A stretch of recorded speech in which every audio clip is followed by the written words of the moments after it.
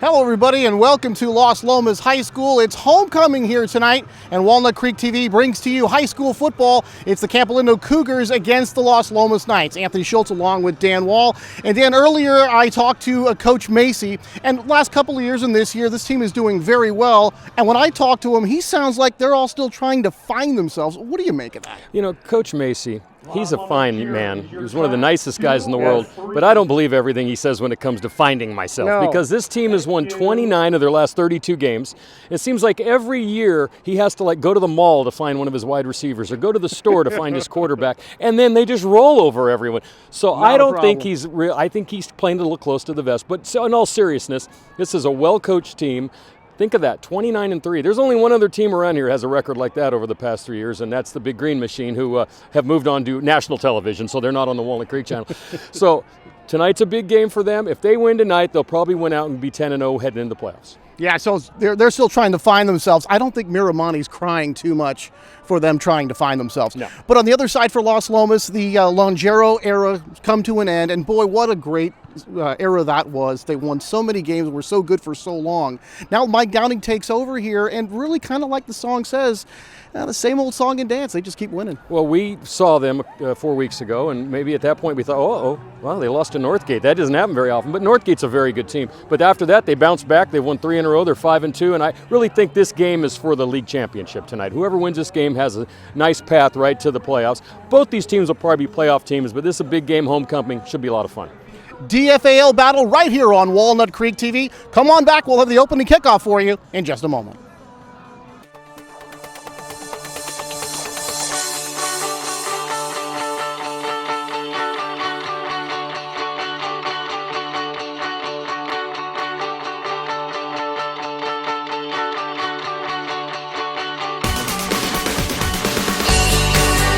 Parking made easy and convenient. You're good to go.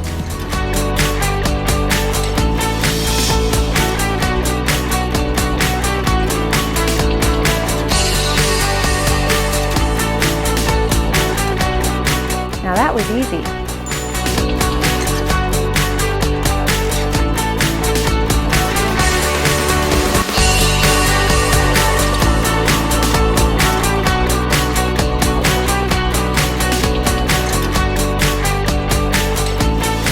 Hi, welcome to Inside Center Rep.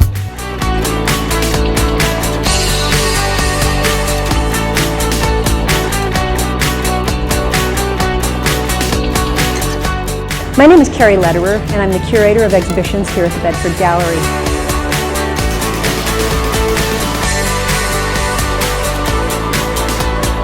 Hi there, welcome to Get Lit.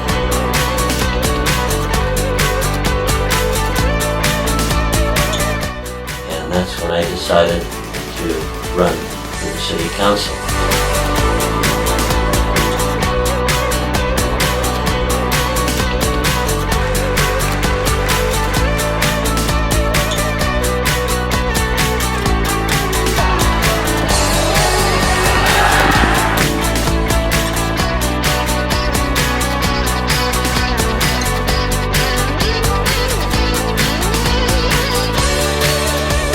This is so exciting.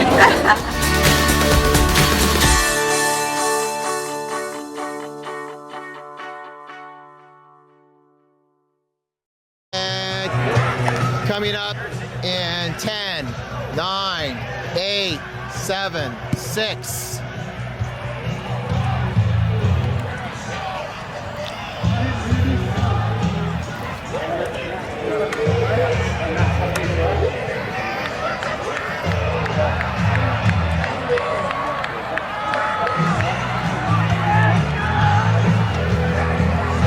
Here's the point I'm going to use. There's an H, there's a big T in the back. H and then T. I'm going to throw it in the air. You're going to call it while it's in the air. We're going to let it drop to the ground. Ready? Go ahead, call it now. Heads a call. It is a tail. You have won the toss and you can make your choice now or wait till the second half. You want the ball, so you're going to take your choice now. Right, and which way would you like to kick? You like to kick that way, all right? So Las Lomas, why don't you put your back to the scoreboard? You guys face the scoreboard. Las Lomas has one. And elected to receive. All right, fellas, shake hands, play hard, and have a good time.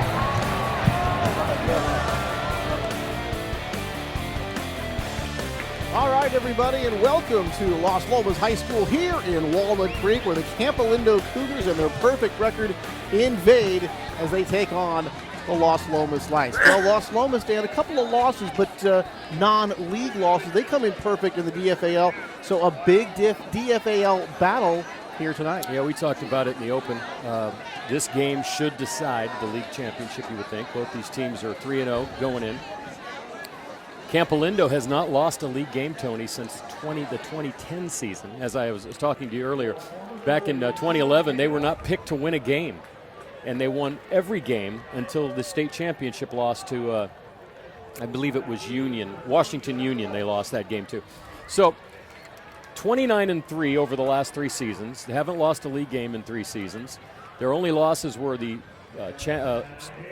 playoff loss last year, the state championship loss, and 1 regular season game to El Cerrito. So this is going to be an interesting game to see what it all plays out. Both these teams are very talented. We'll talk a little bit about each offense and defense as we get it. Las Lomas is going to get the ball first. All right, Campolindo to kick off here. Alex Bass will get set to, pardon me. And now the Campolindo getting set to kick off here. Antonaza, and it's going to be a short kick, just a little pooch up at the 30-yard line, taken by Las Lomas. And the Knights are going to have a good field position here to start their opening drive. Here's that Knights offense. Sean Hessler at quarterback. Zach Folks is the running back. Grayson Bromstead will be the fullback. Naranjo and Lincoln Carrigu, the wide receivers, along with Johnny Marinchek. Max Nevis is the center. Leach, Amon, Bruner, and Myers filling out that quintet along that front line for the Knights. Coach Downey reminded me both these teams have a different style offense. Las Lomas likes to run to set the pass up. Campolindo likes to pass to set the run up. And we have a new quarterback from the last time we saw Las Lomas, Tony. Man in motion. They fake the reverse and over that right side and trying to pick up some yards. As Folks still on his feet and out across the 35-yard line. So a nice game there on first down. And now the Campolindo defense, Harrison Hughes, Golasorki, Verma, Pettit along the front line. Ramoto, Schertz, Christian are the linebackers. Lehman, Rye, Leonard, and Tiger Garcia in the defensive backfield for Campolindo. As a 5-yard gain as they just went over the right side. But as I mentioned, Las Lomas likes to run. They kind of remind you of the 49ers in a sense. They seem to do better on offense when they have running involved in their game. Now, Folks are going to pick up a first down as they come out of the eye across the 40 down to the 42-yard line. So Zach Folks picks up the first down of the game as the Knights move the chains here. They'll set up shop at the 42-yard line, 1st and 10. Yeah, the last time we saw Las Lomas, Tony, against Northgate 4 weeks ago, on the first drive, Folks carried the ball 52 yards, 6 times for 52 yards and a touchdown. And if you recall, he only got the ball a couple of times after that. And that's where Northgate was able to take control of the game and ultimately win that game 31-17. Turned out to be a very good game. Northgate pulled away a little bit, but a very well-played contest, and I think we'll have the same thing here. Again with that man in motion, they got a hand to go up the middle, banging bodies out there, kind of pinballing around, but some good yardage anyway. Getting across the 45 to the 46, it's Folks again. Got a 4-yard gain that time, Dan, and it'll bring up 2nd down at 6. Rich Rose, Tom Leonetti, Morgan Lakin, Alex Koski, and Brett Marshall are officials tonight. Rich Rose, a longtime official in the area, so this is a good crew that's out here to officiate a game between the number 7 and number 14 teams in the Contra Costa Times football poll, Tony. Couple of good teams, a great matchup late here in the season. Just a couple of games remaining in the regular season for both these teams. Hessler, short drop back, throwing over here left side. Got a man and it's caught. Beautiful catch all the way down inside the 30 to about the 26-yard line, and that is going to be a big play and a first down. And that was Ben Wood, number 13, making the great catch. It looked like the defender fell down and wasn't able to go up there with both hands and snare the football. Well, this is one of the changes they made. They put Hessler at quarterback. Wood started at quarterback the game we did against Northgate. Now they got him a wide receiver. He's a great athlete, and this is the kind of thing he can do. But if they did have an injury, he'd be the quarterback. Folks turns it upfield. Going to pick up a couple of yards, this time just 3 yards. So Zach Folks on the carry again. So far it's been Folks and the one pass to Ben Wood. But so far, so good for Mike Downing's Las Lomas Knights as they've got the ball second down now at the 25-yard line of Campolindo, second down and 7. Wood's brother, of course, played here last year. He's over at not LMC, but DVC with Coach Lingero, who's doing the offensive coordinating over there while he's away from Las Lomas. You know, there are rumors that he will eventually return here, or could eventually return here, but at this point, we don't know if it'll be this year or in 10 years. But that's the rumor. Folks going up the middle on that 4 wide receiver spread, still fighting for some yardage there, Dan. And Zach is getting to the 20-yard line. This will leave him a couple of yards short, but you saw that time they spread everything out, 2 wide receivers on either side, and then run the football right up the middle. Well, this is the thing that Coach Macy was a little concerned about. Las Lomas is a little bit bigger than them across the front line. They usually are bigger than most of their opponents. They always run a big line out there. It's an agile line. It's the kind of line that blocks. Doesn't need to have a lot of size because they're very agile as well, but usually is a little bit bigger, and you can see so far they've controlled the line of scrimmage. I formation, wide receiver to either side. Different running back here this time. That time it was number 25, Jack Kane, getting the call, and he's going to be very close to a first down. I think he's got it, and that will be 1st and 10. They'll move the chain. So first down, third first down on the drive for the Knights. And remember, this one started just across the 30-yard line on that very short kick to begin the football game. Yeah, the special teams, as you know, Tony, can be your best friend or your worst enemy. And the teams that we've seen that have a kicker that can put the ball in the end zone, very effective in high school football. It really helps. Out of the eye again. Here's Kane. He's going to be stopped for a very short gain this time. So Jack Kane on the carry. And we'll see if we kind of see that similar situation that you talked about the last time we saw Las Lomas. Folks getting a lot of carries, effective, Dan, and then later on in the game just not getting the ball at all later on. Kind of an interesting way to play it. Well, Kane's a sophomore. He's a little smaller than Folks. Folks tends to get a little bit of yardage after the initial hit. And Kane needs that space, and he's a little faster. So it's an interesting tandem. Here's that 4 wide receiver spread. Hessler out of the shotgun, getting a handoff again here. Going right up the middle. This is going to be inside the 5. They're going to mark it down at the 1-yard line, and that time on the carry, Grayson Bromstead, number 22, gets his first carry of the evening, and he's going to have himself a first down. It's going to be 1st and goal for Las Lomas now, just inside the Campolindo 2-yard line. Bromstead, you can see left side. He's a little bit more of a power runner. He's the fullback, but an effective runner as well. And so far, line of scrimmage, the holes have been there, Tony. They've just ran the ball right down Campo's throat here to start the ball game. Handoff. Trying to go to the left side. This time it's going to be smothered. And that was Bromstead again, not able to get out of the tracks. A couple of defenders right on his back before he could get back to the line of scrimmage. And it'll bring up second down. Golok Sorky made a nice play there from his tackle position, came across early and got into the backfield to make that stop. This is where, in the trenches, this is an interesting game because, like I said, Tony, one team likes to run to set up the throw, which we saw, and the other team likes to throw to set up the run. So we're going to see a lot of different looks tonight, and so far we've seen a couple on the inside and that big pass play. Now Ben Wood at quarterback now.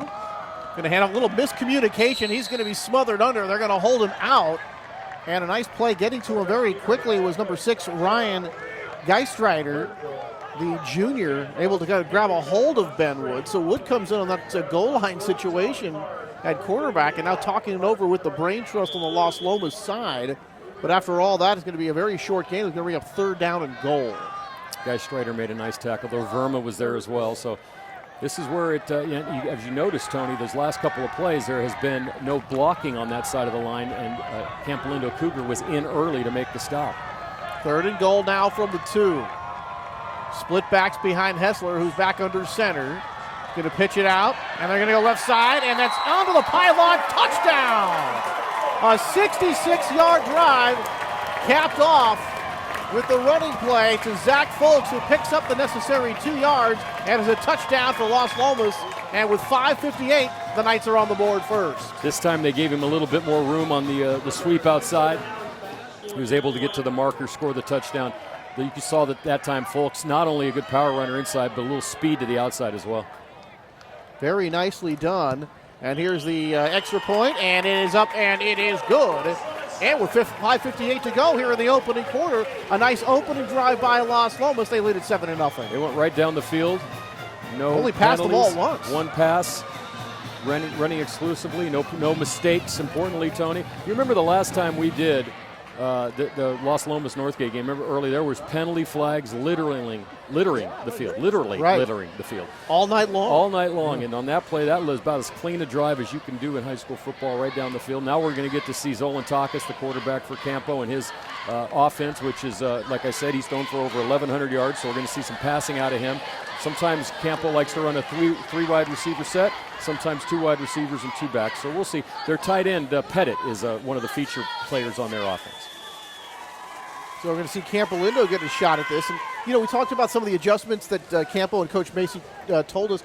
And he said a lot of times during the week they'll be preparing for a team, Dan, who they think is going to be passing the ball a lot, and then they'll run a lot. And that's what he says where the adjustments come in. But, of course, when you look at the game log, it didn't seem like the adjustments were too hard to handle for the Cougars. You would think that Folks would be one of the main targets of any coach when Las Lomas is your next opponent. Here's the kick, and this one's going to be taken inside the 5 at about the 3. 10, 15, hit, gets to the outside, 20, 25, stumbles a bit, across the 40, and still going across to about the 46-yard line, maybe the 47-yard line. So a beautiful return there, about 44 yards, and that'll set the Cougars up 1st and 10. Rye made a great return, about 44 yards, but he's also down, and it looks like he might be favoring his knee, his left knee. So we're going to let them deal with the medical situation on the field, Tony. And let's talk a little bit about the Campolindo Cougars. As we mentioned earlier, 29-3 in the last 3 seasons, Tony. In 2011, they went to the state championship game. They're the only team but besides De La Salle to ever play from this area in the state championship. He had beat Marin Catholic on a field goal in that ball game. Marin Catholic to get to that game, and then they lost the state championship game. Last year they were 10-2. They lost a regular season game to El Cerrito. They were beaten by Annalea Sebastopol, and that's the same team that beat Pittsburgh to start the season. Kind of shows you what kind of rarefied air the Campolindo Cougars have risen to now in this area. This is not. They were always good. You remember Nick Graziani, the quarterback, who went on to Nevada Reno. But as they take Rye off the field, you can see I think that's going to hurt them. He's their number 1 receiver. Rye is coming into tonight's ball game. 27 catches for 557 yards. So they're going to have to replace him right off the bat before they even run a play with another wide receiver. But there are some talented kids over there besides the starters who are Fideli and Remoto in the backfield, and Rye and Guy Strader and Pettit. We'll give you the rest of the starters after this play. Yeah, Rye, when you lose Philip Rye, you're not losing 1 guy, Dan. You're really losing 3. Yeah, kick returner, safety, and wide receiver. Yeah, I say he's their best cover guy. Back to pass, first down, throws, going to be caught, and that's going to be across the 40 down to the 44-yard line. First down here for Campolindo. Nice way to start the drive. And that was Justin Dunn. You'll see this pass. We're going to call it a gain of 18, but that's the replacement. So right away they go to him, show him a little bit of, we got some confidence in you, kid. We're not going to shy away from you because you're coming in. So that's Rye's replacement. He makes the catch. Zolantakis, Fideli, the offensive starters now. Remoto, Philip Rye, who's out of the game, Geistreiter, Pettit, and then Cheney, Gelmas, Simmons, Samiengo, and Struthers across that front line for the Cougars. Now they're set up here on the Las Lomas side, first down to 10. And now we're going to have a timeout call. So while we have a timeout, we'll go and give you the Las Lomas defensive starters. Here that front line, Greg Corbin, Aviv Elor, Ben Wood, and then the linebackers, Grayson Bromstead, Henry Bruner, Willie Amon, Wyatt Horner, and the defensive backfield, Adam Mankus. And the other quarterback is going to be Matt Subtracool. That's one of the better names. Subtracool. I told Coach Downey that I was going to smack him when I saw him for adding him to the roster this week because he's a sophomore. Well, here's a couple easier ones. Zach Folks and Jack Kane. Jack Kane's that's a broadcast. Yeah. Timeouts are good for broadcasters. Sounds like a CIA agent. Jack Kane. Agent Jack Kane. Agent Kane. Yeah, well, they always have, ever since James Bond. It's real. It's not like they say Max Subtracool. No. From the CIA. I think it's something that rolls off the tongue. Although now watch him become a CIA agent after that. All right, 1st and 10 after that nice pass. Man in motion coming to the near side. Zolo, short drop, throws. Our side's got that little screen going. He's going to break a tackle, and it's going to be another first down. So they come out throwing, and that time Jack Kane made the stop. That was Dunn again. Justin Dunn of the Cougars made the catch, and it's another first down. So a couple of throws by Zolo, both to Dunn, and already Campolindo moving in here a bit to start this one. That play was set up. It was a nice pass, and he made a nice cut, though, and the defense overplayed, obviously, and ran right by him. It gave him the opportunity to go down and gain what is now another first down. One man to the backfield. We're going to go end around here, actually cut it more up right off tackle, but this time the defense is ready. And Wyatt Horter, number 15, among others there defensively for Las Lomas. It'll bring up second down after the gain of 3. McNally was the ball carrier on a little, as you like to call it, a little reverse. Dive inside finally, a gain of 2. So we've seen this is pretty much what we came to expect. Pass sets up the run sets up the pass. They don't run the way Las Lomas can throw the ball a bit better than the old days of the Ignacio, where it was always run until like the third quarter. You'd see the first pass in the game. I like the idea of putting Wood at wide receiver, though. That helped out on that drive. There's that 4 wide receiver spread that we saw the Knights use. Short drop back throws to the end zone. There's Dunn. He dives and he can't make the catch. Different quarterback in the ball game that time. That was number 7. Number 7, Andrew Zolantakis. I'm sorry, I thought it was a different quarterback there. Cool as Septracool was the defender. They're defensively. I'm going to help you on that name, Tony, because I know it's got you tongue-tied. Septracool. It actually sounds like if his name, his first name was Cool, it'd be Cool Septracool. Well, I think he's got a name now. I think it's nickname now, and it's Cool. Cool. And Zolantakis is going to be Zolo, because that's just too many syllables for me. There's been more. There are 2 wide receivers split to the far side here. Lone setback. Here's Zolo. 5-step drop this time. Throws over the middle, and he's got a man on the right side, and it's going to be a touchdown. Campolindo into the end zone. Tyler Pettit, the tight end, coming across the middle of the field. Dan, and you always say in high school football, the tight end's always open. He was there. But they used him differently, and I had talked to both coaches, and both coaches noted that this guy is a monster. He's big, he's fast, he's strong. He's only a junior, I believe. No, he's actually a senior. But you can see they got him out in some open space, and he went right by the defensive backfield into the end zone. Snap, kick, and it is good. So just like that, the Cougars answer the drive of the Knights with a drive of their own. And they got that nice return, Dan, and set them up about the 44-yard line. And they're able to go the rest of the way, 56 yards for the touchdown. So a nice way to start here for both teams. And just the only difference is that Campolindo didn't take too long to do it. Well, that's the point I was going to make, too, is Las Lomas doesn't want to fall behind too far in this game. It takes them longer to go on those kind of drives, even though I think their passing game could move down the field. But you could see Campolindo, they're like an arena football team. They're just, give us the ball and watch out. We're going right at you. They carved up the Las Lomas secondary, gave Zolantakis plenty of time. Well, this is a team that, talk about carving teams up. They did it last week to Miramani. The final score of that game was 38-10. And, we're not used to Miramani, being thrashed around like that. I mean, they've had a good program there for a long time. And Campolindo, they make quick work. Beat Acalanes 24-14. Avenged that loss to El Cerrito 42-27. Beat Washington, Menlo, Atherton, and Heritage. Heritage last week lost to Pittsburgh 10-7. It kind of shows you the power and strength behind this Campo too. That's Groundhog's Day. It's the same exact kick. Another one of those little pooches over there to the side. And I guess you don't give up the big return, but it's going to be Las Lomas set up at about the 31-yard line this time as we are all tied up. 3:45 to go here in the opening frame. A 7-7 tie between Campolindo and Las Lomas. So Campo's 6-0 on the year. They play Alhambra next week. And as they have Las Lomas has a bye coming up. They've already played 7 games, so they're not going to play. They only have 3 left, 2 after tonight. Yes, Las Lomas.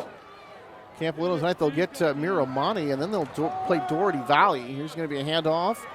And a nice breaking out there with a nice gain, getting across the 40-yard line to the 41.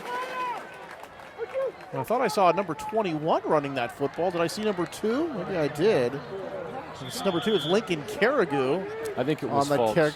On that carry. I think it was Folks. Almost looked like it was number 21. My eyes deceived me. I think they do. There is no 21 on the Knights roster. In any event, the Knights out across the 40 to the 41-yard line, a 9-yard gain. It brings up 2nd down and 1. Handoff, going up the middle, looking for some room, still fighting for some room, and then knocked to the ground. And that time it's going to be Jack Kane getting the carry. Remoto came up and made the tackle, but not before Las Lomas gets another 1st down rushing. So unfortunately, our stat guy, Dave Jackson, is elsewhere tonight. So Tony and I are flying solo. We will not have an extensive stat package tonight. But I can say that all their 1st downs have been by the run, except for the one that was thrown to Wood. It's kind of just mirror opposites here. The Knights running the ball, 1 throw, and the Cougars a couple of runs and the rest passes. Hessler back, short drop, throws for Wood. Wood makes the nice catch and turns around, able to grab it, and he's going to be marked down inside the 35, down to about the 34-yard line. And for Campolindo, Kevin Lehman on the coverage that time, but just a case of Wood able to go up there and just go over the defensive back and make the play. Well, he's very athletic, as we mentioned. He's a basketball player, so he's got some hops.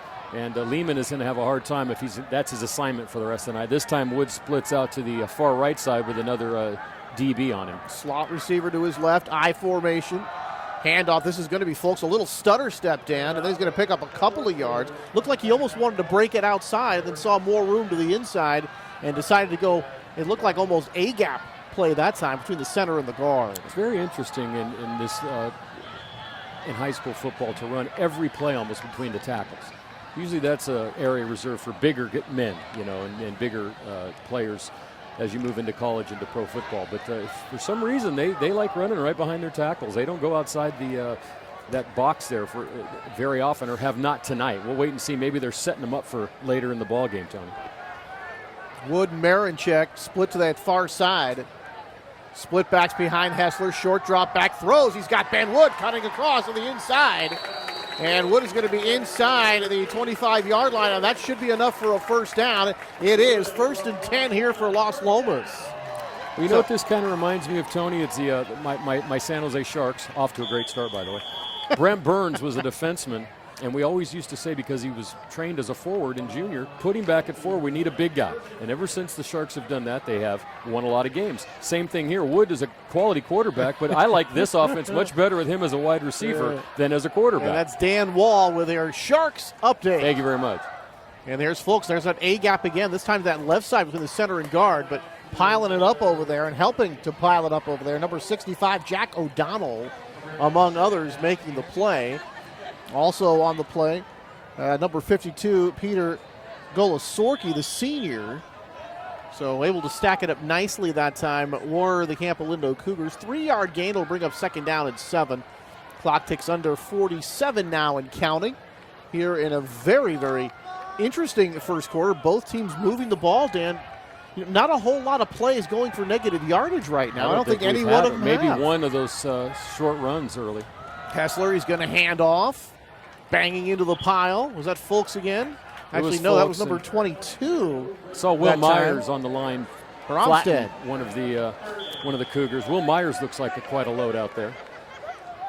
Number 51. They have him listed as 6'5", 300. That's quite a load, Tony. But it's not he's a big, tall, right. 6'5", 300. He's not exactly athletic. Just a big, heavy guy. Not just a wall out there. He's moving. That time he actually looked like he pulled over and took out a couple linebackers on that play. Should be the last play of the quarter. It will be. And the quarter comes to an end. A 7-7 tie, but Las Lomas here at home on the move. It's homecoming here in Walnut Creek.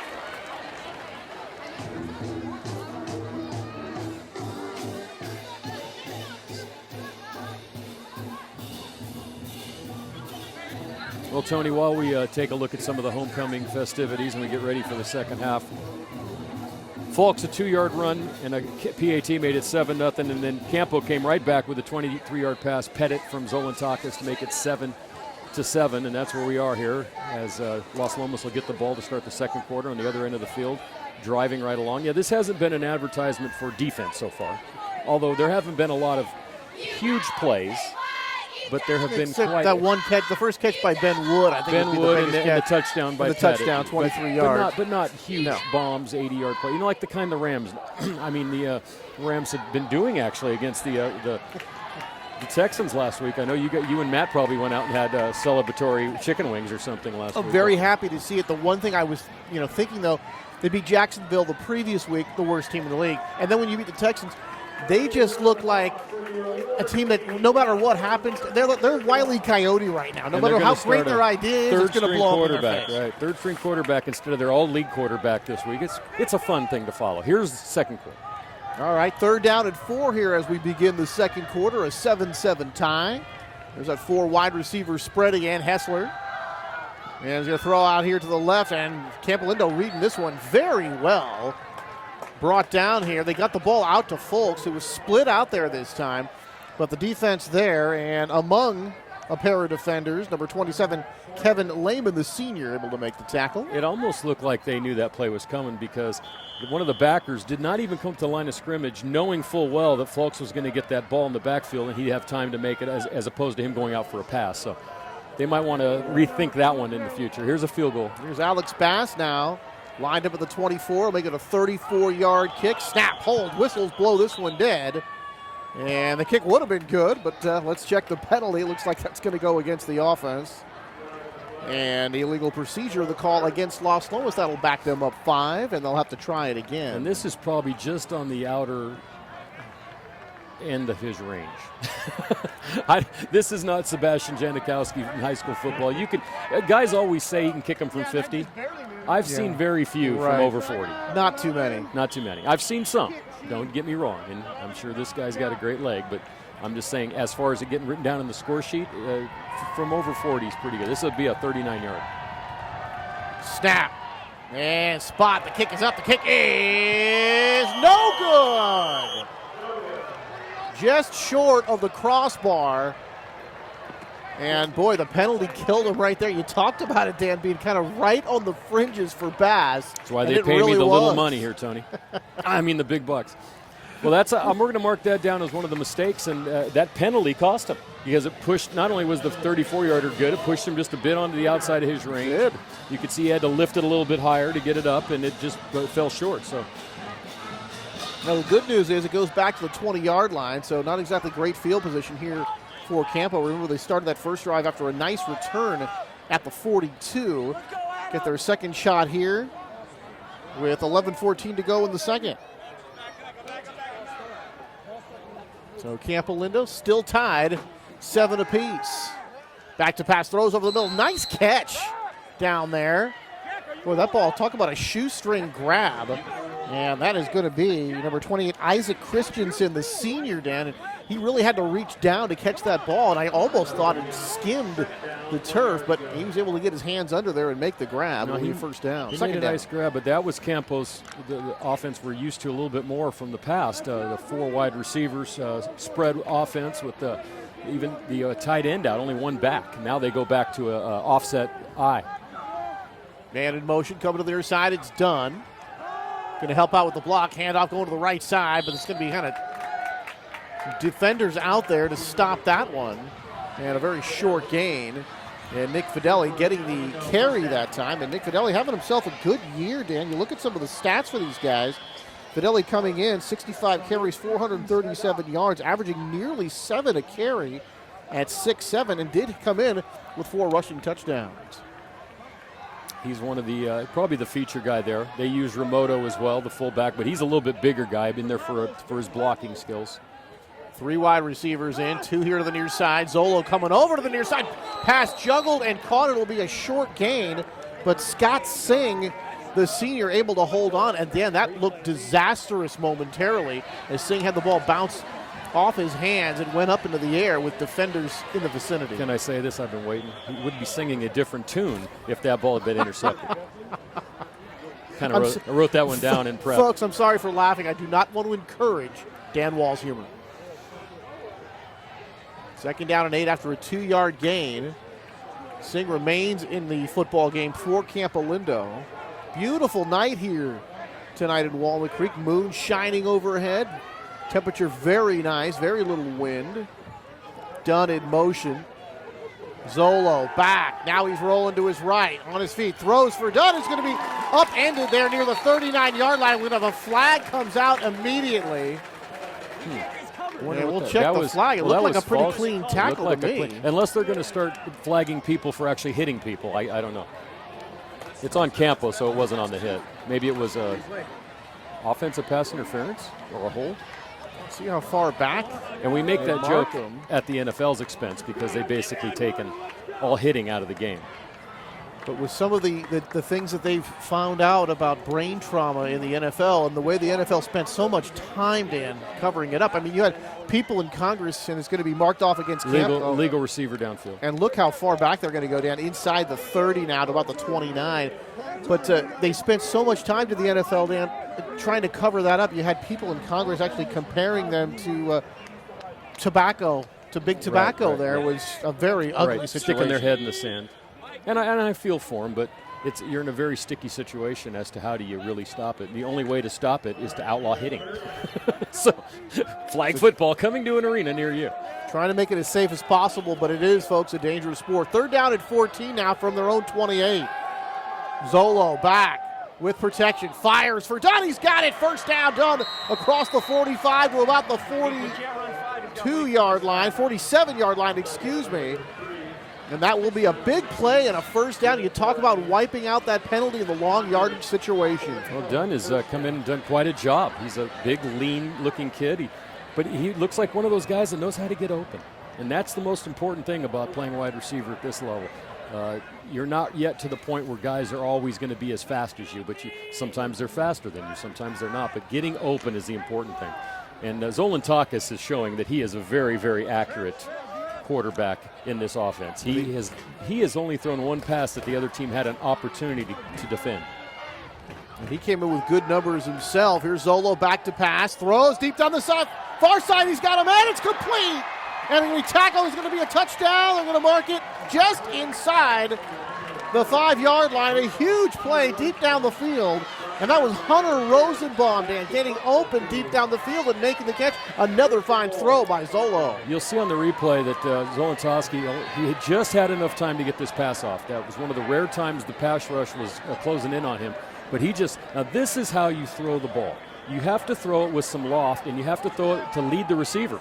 That is why that pass play was so successful. He gave them a nice gave Rosenbaum a nice little pocket to run under that ball, made a nice catch, and almost scored a touchdown. He came in with 13 touchdowns, just 4 interceptions did Zolo. Handoff, right side, trying to pick up that necessary yard. He's going to be stopped just short of that 1st down. That was Fideli again, who went right side. But I'm very impressed with Zolantakis, and he has a slight fracture in his forearm, in his throwing arm, which you would think it must not be too painful because look at the way he's throwing the ball, but something to be concerned with.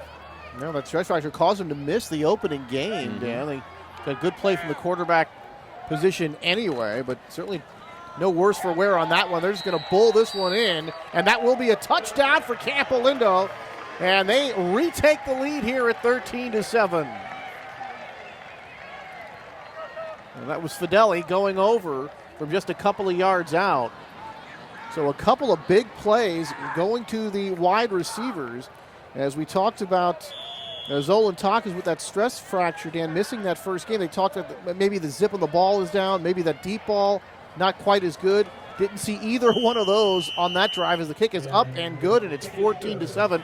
It looked like, Dan, with that the first catch there to Dunn, the zip on the ball was certainly there, and then the big play down the field to Rosenbaum. Obviously, there's a strong enough arm to get the ball down the field. Yeah, he has accuracy. He doesn't have a monster arm, a John Elway type of arm. He throws a little bit more.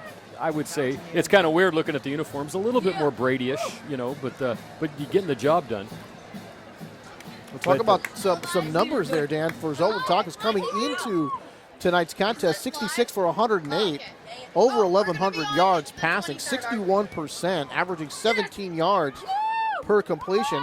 And we told you about the great touchdown to interception ratio, 13-4. Now remember, the junior Stevens, he took over in that first game for Zolo, 346 yards, 62%. 3 touchdowns, 1 pick, and he's a guy who's going to concentrate on defense and won't be the quarterback next year. Just like, well, they have that situation with Wood. Maybe he'll come back next year. Here's an interesting stat. Rye out with the injury. Guy Strider, the other starter, hasn't caught a pass. Pettit's caught 1. Dunn and Rosenbaum have caught all the balls, and so look at the depth they're throwing out. Here's our Groundhog Day kickoff. To the 30, and going nowhere. Nice tackle that time on the return. Just about a 3-yard gain on the return. And Will Leonard making the tackle there for Campolindo, and that's certainly been their strategy, kind of just pooch it, David, not give up the big return. How about the Bill Murray special? Groundhog's Day. What do you think? We'll go with that. All right. Well, it's been almost to the same spot all 3 times, so I guess that's what they do. Las Lomas doesn't want to get down too much in this game. They've had a chance. They've moved the ball both drives. Missed field goal last time cost them, but we'll see what they do here. New runner here. From the 32, they go to the left side. Break out there. Looks like a pretty good carry that time for Lincoln Carrigu, number 2. Able to pick up some nice yards. See where they're going to mark him down. They're going to mark him up at the 35-yard line. So it looks like a gain of about 4 there. They call it second down at 6. So 3 possessions so far. Folks, the 2-yard run for the touchdown. Pettit, that 23-yard TD catch. We did have the missed field goal, so that one drive did go awry for Las Lomas. But every other drive has produced points. Going right up the middle, that is Folks near a first down as he gets to the 40, Dan. Going to be about a yard short of it. And going to call it 1 yard to go here on 3rd down. Once again, right up the middle. Following his blockers, doing a very good job so far. Folks has got to be in that 50, 60-yard range so far in the first half. This is a big play here, though, Tony. They need to get a first down. They need to keep this drive alive. 3rd down and a yard. And here we go. You figure they're going to run the football here. 2-back set. Hands. Big hit right there. Did he get enough? It looks like he did. The line judge is coming up, and the way they're marking it down, I think this is going to be a first down, but not by much. I think just by maybe the length of the football, but it is a first down. So Las Lomas keeping it alive. Tony, Las Lomas, we mentioned them at 5-2. Wins over Bishop O'Dowd, Mission San Jose, Alhambra, Acalanes, and Dublin. Their 2 losses to Foothill and Northgate, and those are not embarrassing losses considering those are 2 of the top probably 11 or 12 teams in the Bay Area. Foothill, of course, is having a great season, and Northgate is still undefeated. We may have an undefeated versus 8-1 in our next game. We'll talk about that after this play. Carrigu nearly tripped up, keeps his feet. And then coming over, Jack Stevens, who was that quarterback that started that first game for the Campolindo Cougars. When they beat Heritage 40-26, came over to make that tackle, but Carrigu able to get away from the first man, Dan, but not the second. And he's going to pick up just about 1 yard there on that carry. So, Tony, our next game and the last game that we'll do last week of the season, Clayton Valley, number 5 in the Times poll against number 11 Northgate. And at that time, we could have a 9-0 Northgate and an 8-1 Clayton, their only loss to De La Salle. Folks trying to go wide and then breaks up the middle. Breaks a tackle, and then does pick up a few yards after. Looked like he took a big shot there, Dan. Still able to keep his feet and make something out of nothing. That was a very violent collision there after about the 3 yards down the field, and then Folks got a couple more, so it's going to bring up 3rd and 5. Folks runs hard, kids. Let me tell you, he's not an easy guy to bring down. He's got not only that, but he can run when he gets outside with the ball as well. You talk about a violent collision, Dan. There was one certainly there, and yet he was able to spin off and keep going. 3rd down and 5. They need the 48 of Campolindo. Hessler from the shotgun. Back to pass with time. Throws right side. It's going to be complete, but short of a first down. They're going to get to midfield, Dan, and that's all. It's going to bring up 4th down and a long 2 as we tick down to 4:17 and counting. Zach Folks makes the catch, but boy, they went really quick, Dan. He looked like he wasn't getting any pressure and kind of just went with the check down very early that time. And it's interesting, you always, when you're in that situation, you got to look for the marker. It looks like Las Lomas is going to go for it. You know, this is one of those situations where Campolindo has pretty much shown that they can move the ball at will. So if you kick it to them, You push them back 30 yards, and they take over at the 20, and within 2 plays, they'll be right back at the 50 more. So this is one of those tough calls where you have to look at it and say, we got 4th and 2. Can we get 2 yards against these guys? We've been moving the ball. Looks like they're still talking it over. They're all looking here to the sideline. Now they are going to call timeout. Timeout, Las Lomas, 3:35 to go here in the opening half from Las Lomas High School. Homecoming here tonight. We'll, of course, show you some of those festivities. And it's a touchdown lead for the Campolindo Cougars. 4th and 2 upcoming here from midfield when we resume play. You know, Tony, these two teams have a rivalry going. It's not the rivalry they have with Ocolannis and Northgate, but they have always been playing in some big games. Last year, Campo won this game 24-21. And the last time that Campo lost in the DFAL was to Las Lomas, 30-28. That was on November 5th, 2010. That's their last loss in the DFAL. Right before they were picked to not win any games in 2011. Apparently the scouting in high school football leaves something to be desired. You know, we stopped doing this for a couple years due to weirdness, and thank God, Matt Bollender's 4th year anniversary with City of Walnut Creek tonight. And I know we have some good things on the horizon, maybe doing some more stuff, but the year I always would still read the football preview, and I just remember that by knowing Campo. Really, they're not going to win any games, and well, of course they won every game. Kind of like some of the prognosticators in the NFL, not doing so well. Hessler going to fake the handoff, tries to roll out. Now looking up the middle, Hessler's going to be dropped at midfield. No gain for Las Lomas on the play, and the Campolindo defense able to stand up, and it looked like number 52, Peter Golosorki, over there to make the tackle. And that was a big defensive play by Campo. It was Golosorki who made the play. It looked like he might have a chance, but he needed one more step, and Golosorki was there to make sure he didn't get that step. Great tackle. So Las Lomas gambles, and you talk about the riverboat gambler, I guess, still running through the veins of Las Lomas, but this time it comes up snake eyes, and Campolindo will take over 1st and 10 at midfield.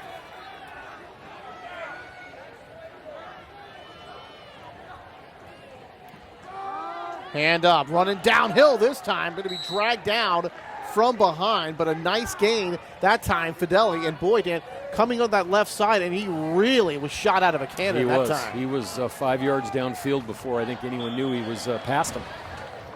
Well, that's a gain of about close to 7, maybe even 8 yards. And they're going to bring up 2nd down and 2 as we roll down to the 3-minute mark here in the first half. Well, this is a tough offense to scheme for right now because if you play off the ball and try to take away the pass, it looks like they have had some success running. So Zolo going to hand off again. This time it's plugged up pretty well by a host of the Las Lomas players. You see the burgundy and gold guys pushing those white shirts back that time. By the way, it's a table of knights, not a host of knights. A table of knights. Yeah, like, around the Knights of the Round Table. Yeah, there you go. Sure. It's a table of knights. I've never exactly heard of a table of knights, but okay. Well, that's because a school of fish, a herd of cattle, but last not time table of we knights. had knights, that was like in the 1600s, wasn't it? It's been pretty long. Time. Yeah. We don't have night.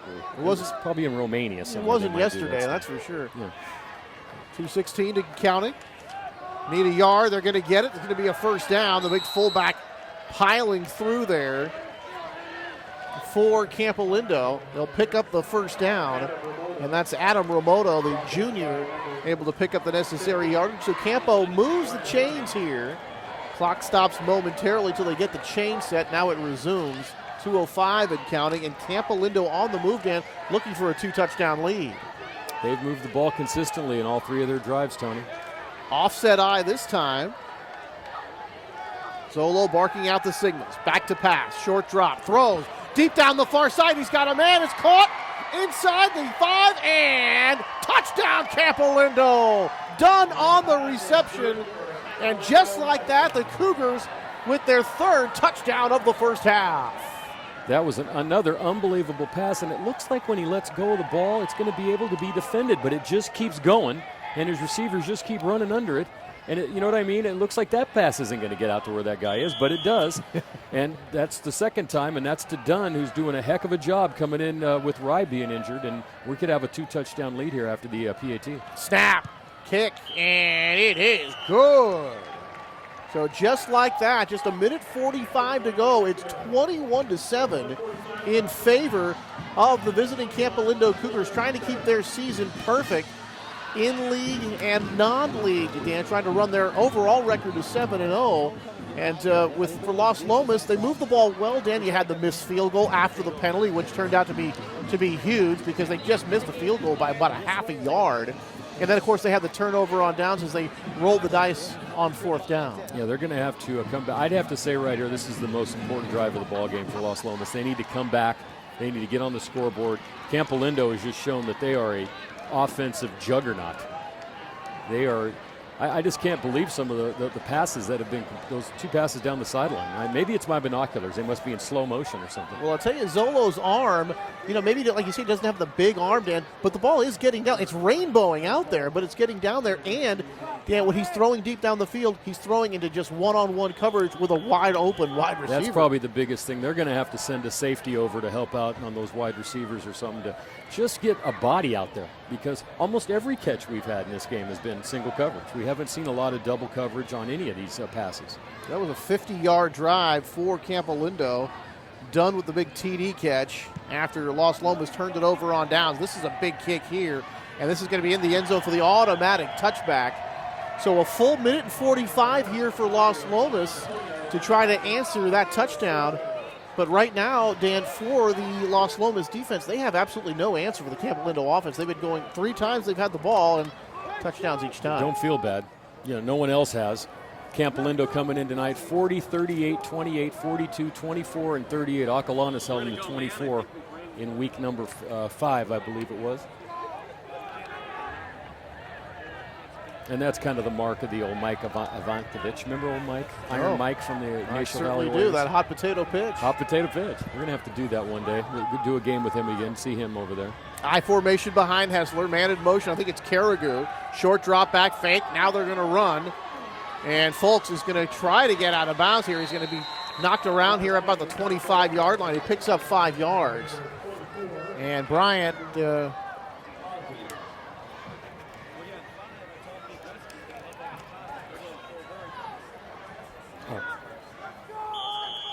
It was Andrew and Ozzie. There's a good one for you. Andrew Ozzie on the tackle there. A minute 15 and counting. And really right now, Las Lomas doesn't appear to be in any hurry, Dan. And you think with a couple of timeouts, they try to mount a drive, and they are going to try. This throwing here on the sideline, and we're going to have a flag thrown as he's looking for Ben Wood here on the near sideline, Dan, around the 40-yard line. That's going to be pass interference against the defense, I think. Either that or holding, but it's pass interference. Yeah, he had his arm around him as he came down. So that does stop the clock with a minute and 3.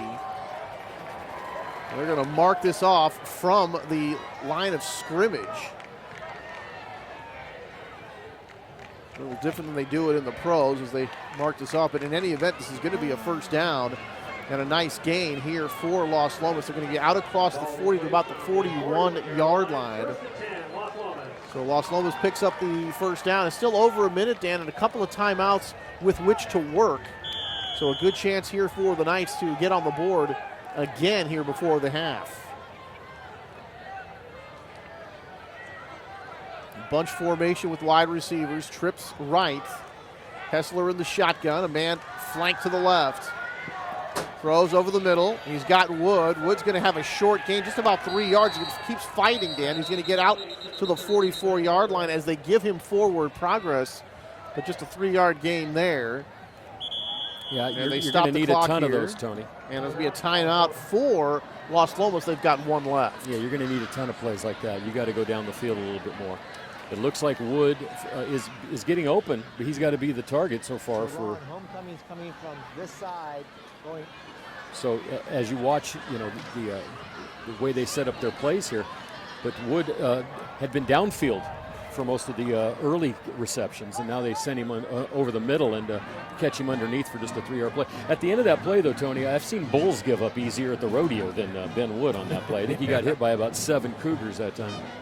He kept fighting. You think they were hoping for that to, short catch, a short pass, and then a breakaway, but the Cougar defense did not allow that. So 2nd down and 7 upcoming here for Las Lomas from their own 44-yard line, just under a minute to go here in the opening half.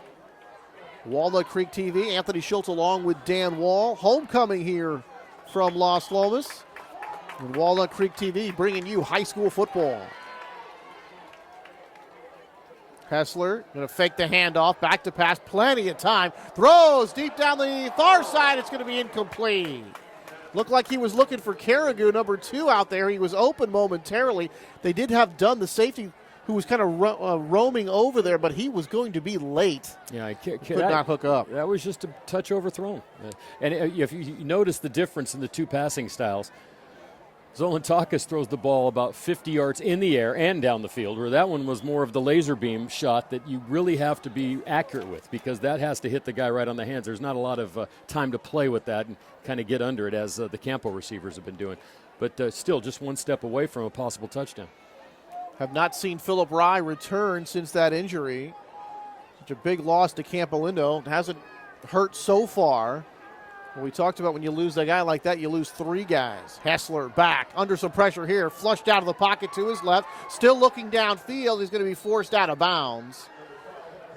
So Hessler trying to make something out of nothing that time. And you notice the good trait for a quarterback, and even though he was scrambling, he kept his eyes downfield, still trying to make a play. The Campolindo defense did not permit it. No, they've done a great job, and they're going to have to kick. And there's 42 seconds left, Tony. I'd say Campo has time. With a couple of timeouts, they certainly can run some plays. And let's see what kind of return they get. Dropping back deep is Isaac Christian, number 28. And he'll drop back to his own 21-yard line, awaiting this kick from the Knights. A good rush by Campo. Takes it about the 25 and then hit and dropped immediately. Nice tackle. Trying to see who that was. It looked like it was number 11. It was. Number 11 for the Knights, Greg Corbin, tight end defensive lineman, getting down there in a hurry and preventing what the Cougars were hoping was going to be a good return. But in any event, the Cougar defense gets the Knights stopped. They lead 21-7, and with 35 ticks to go, 1st and 10 for the Cougars from their 25. You do have a couple of timeouts, Dan, but not a whole lot of time. Do you do some risks here? You're trying to throw the ball down the field? I throw the ball down the field, especially when my last 2 have went for about 100 yards.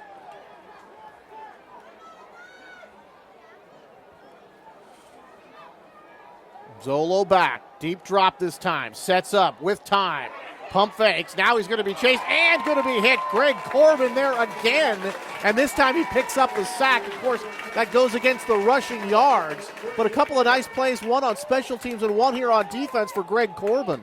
Now I'd let the clock run out. Well, you had your one chance. You had your one chance. That's it. And credit the Las Lomas defense, especially in their secondary. Good coverage downfield. Corbin got there for the sack, and that's the way the half ends. But so far, the first half, all Campolindo as they lead it 21-7. And we'll be back shortly. We're going to have some highlights, going to show you some of the festivities going on here today for homecoming right here on Walnut Creek TV.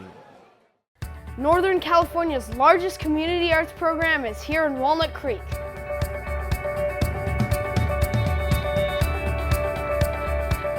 We have over 180 professionals teaching music, dance, drama, and visual arts.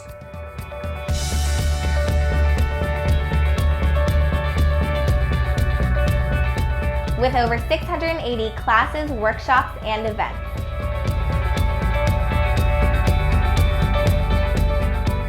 There are classes for youth, teens, and adults.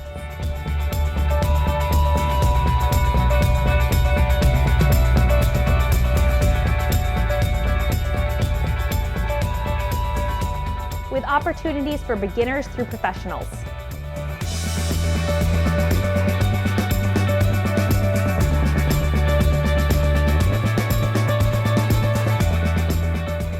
Find your spark.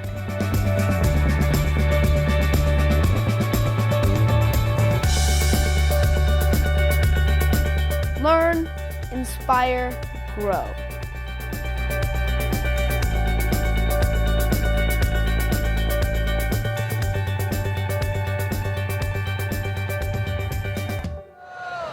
Traveling to the 20s, here come Selena Reyes and Sam Wiskas, representing the freshman class, looking very, very classy.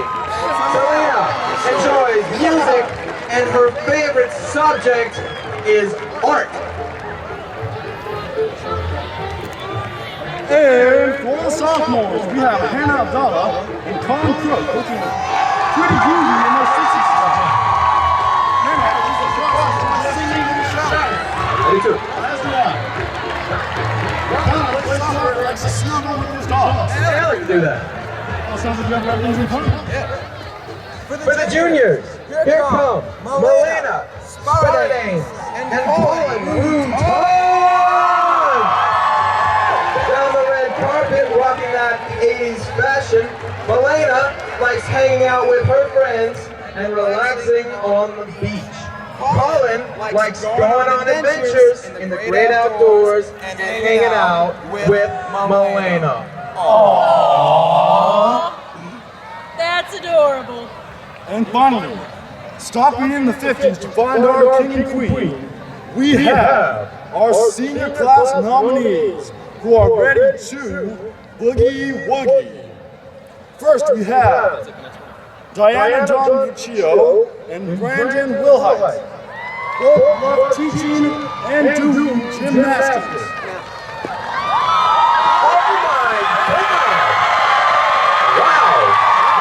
That was unexpected. Also, Diana likes to travel and Brandon loves to snowboard. Next up, we have Anna Sophia Pretlow and Skylar Payne. Anna Sophia recently lived in Paraguay for 7 weeks and loves Mexican food. Wow. Skylar raps and performs in a rap group called EC and can backflip off walls, as you may have seen during Mock Rock. These two have been together since freshman year. That is really cute, Chris. That's too sweet. And last, but certainly not last, last but certainly not least, That's the phrase, Chris. we have Emily Singh and Dylan Kerr. Dylan plays in the LO football team that likes mac and cheese. Can we hear it for your homecoming royalty for the year of 2013? They deserve it, they all do. But unfortunately, only one of the senior couples can win.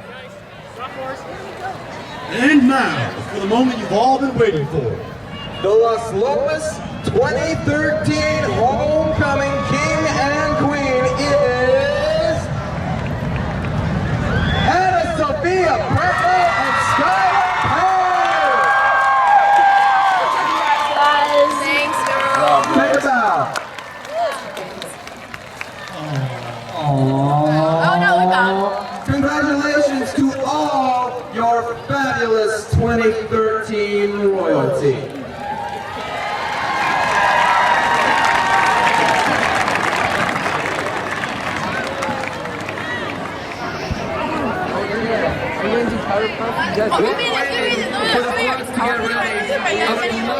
To give a shout out to my friends, the Las Lomas Pep Band, for making all of the music here tonight possible. Give them a big hand, folks.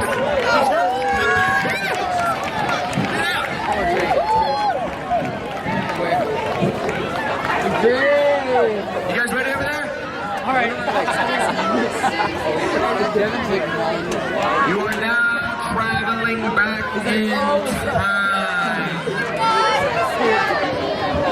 Now, please give your attention to the freshman class of 2017 as they take you back to the roaring 1920s.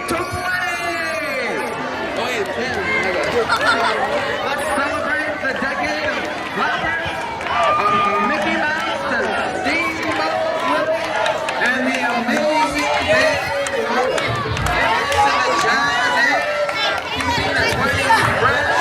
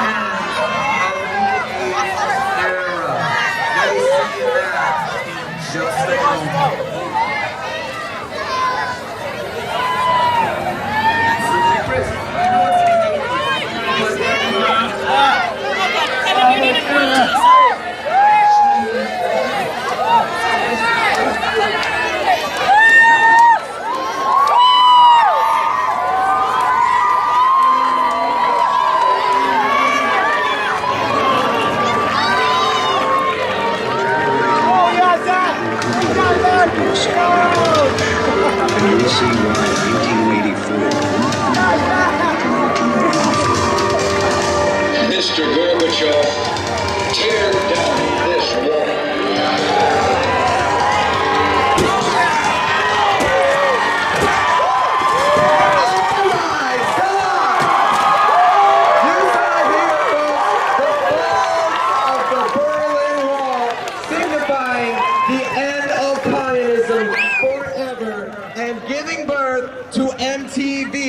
Which changed music as we know it forever.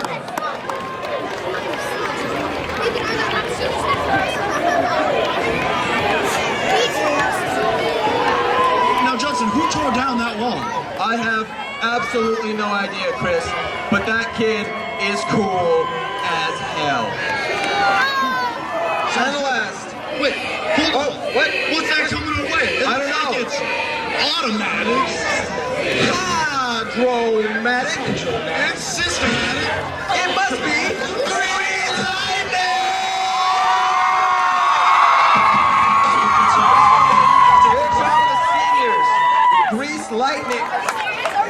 Class of 2014, proud to present 19.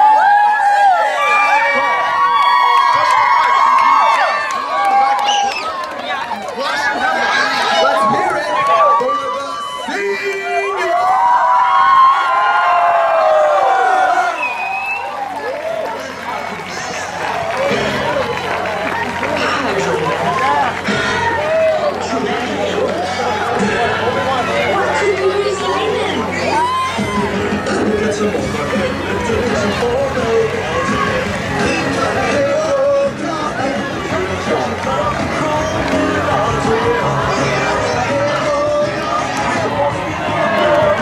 If you're over 7 years old, how hard can this really be? Put this ball in this hole.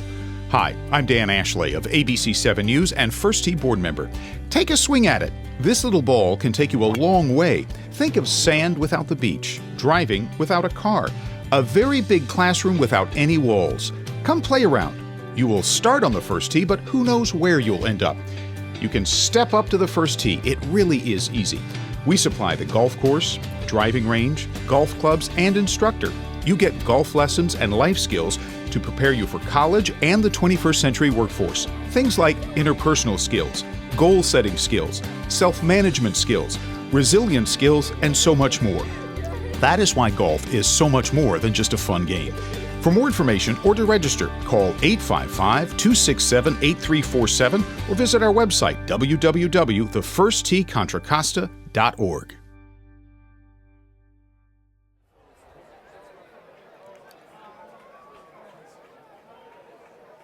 All right, getting ready to start the second half. A 21-7 Campolindo lead, and wouldn't you know it, Dan Wall, they're going to get the ball first here after a very impressive showing both offensively and defensively in that first half. Well, at the end of the first half, we were talking about them maybe trying to do something in the last 42 seconds after that sack. The thing to remember is not only not make a mistake, but you're getting the ball to start the second half. Zolantakis is having a great game. He's well on his way to a 300-yard game. We're going to have to see how the Las Lomas defense adjusts and see what the adjustments they make here and what Campolindo can do. You know, Campolindo does have some effective running, and they could grind the ball out and grind some time off the clock. And if they can score another touchdown, this one could be in the bag. All right, Las Lomas getting set to kick off. Trailed by 2 touchdowns. So you talk about the first drive of the second half setting the tone. This one is going to hit Campolindo. It's going to be covered by Las Lomas. 1st and 10 for the Knights at their own 48-yard line. And what was I just saying about a big break? Boy, That's that was a big break. That was a line drive, Dan. It pinballed off one of the up men. The Knights able to get on it, and just like that, they've got a first down. And here come the Knights offense. You know, you here watch to start that play, this drive. you wonder why people don't do that more often. Because if a guy's dumb enough to reach, it's harder to catch a really hard rolling ball like that than it is a little one that's just kind of dribbling. You know, every time you see that, obviously it's easy to get out of the way, but sometimes people don't, and that's what happens. So the Las Lomas needs to score a touchdown on this drive. Nearly at the 49 for the Knights. Wide receiver to either side, I formation. Hessler back, short drop, throws. Look at that fade route on the far side, and it's going to be incomplete. Looking over there for Johnny Marinchek, and he's well covered. Looking for that fade route on that far side, but well covered that time by Campolindo. You know, it's hard sometimes when you're in the locker room. You have a 25-minute halftime because of homecoming, and when you come out, you don't think you're getting the ball. You know, you got your defense ready to go, and then all of a sudden you got to throw your offense out there. So we'll see what happens here, 2nd and 10. Second down for the Knights. 4 wide receiver the spread this time. Going to hand off. And let's see, is it Fulks looking for some room? Gets across midfield. Actually, it's going to be number 22, and that's Grayson Bromstead, the fullback. He's got a couple of yards into Campolindo territory. And that'll bring up 3rd down after about a 4-yard gain. Call it 3rd down at about 6. You know, we were talking in the pregame about Coach Macy, and we're making a little fun of him, but it is true that every once in a while you think that Campolindo is something that always seems to happen to them. And there's no way we could possibly win that game, and then, of course, they roll right over the next opponent. So it's always interesting talking to Coach Macy. He's a great guy. Shotgun for Hessler, rolling right, fires. He's got a man. That's going to be caught, and it will be a first down inside the 40-yard line for Las Lomas. And it looks like Johnny Marinchek, number 6, making the catch. And that time on the rollout, Hessler able to buy himself some time, and then really on the run throw a strike. Yeah, he did a good job that time. Moved the pocket a little bit, found the receiver, Marinchek, who had cut back up towards the line of scrimmage. A nice throw that time. Inside the 40 to the 39-yard line. 1st and 10 for Las Lomas. Trying to cut into a 2-touchdown deficit here. Campolindo seemed a little unsure that time. Fumbled the ball. Hessler picks it up, and he is going to be swarmed under. Will not get back to the line of scrimmage, and he's going to lose 2 yards, but very fortunate for Las Lomas, they didn't lose the football. Yeah, and that's a bad play for your quarterback because that's pretty much a free shot on the quarterback for the lineman. You don't want to see anything like that. And really, we haven't had a lot of mistakes like that. We've had just a couple of penalties in this game.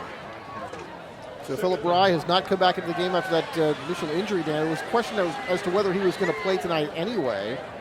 He pulled a hip flexor a couple of days ago. You can see him talking to Zolotakis there on the sideline, number 2, without his helmet on.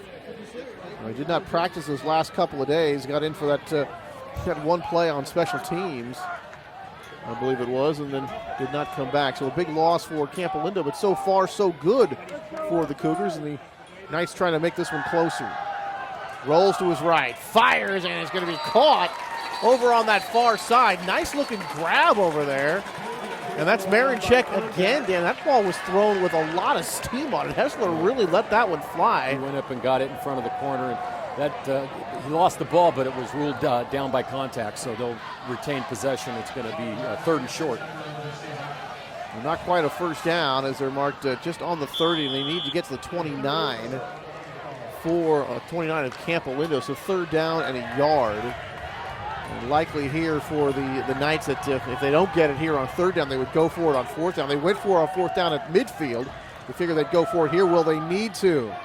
Right up the middle, and they might need to. That's going to be close. I don't think he got it.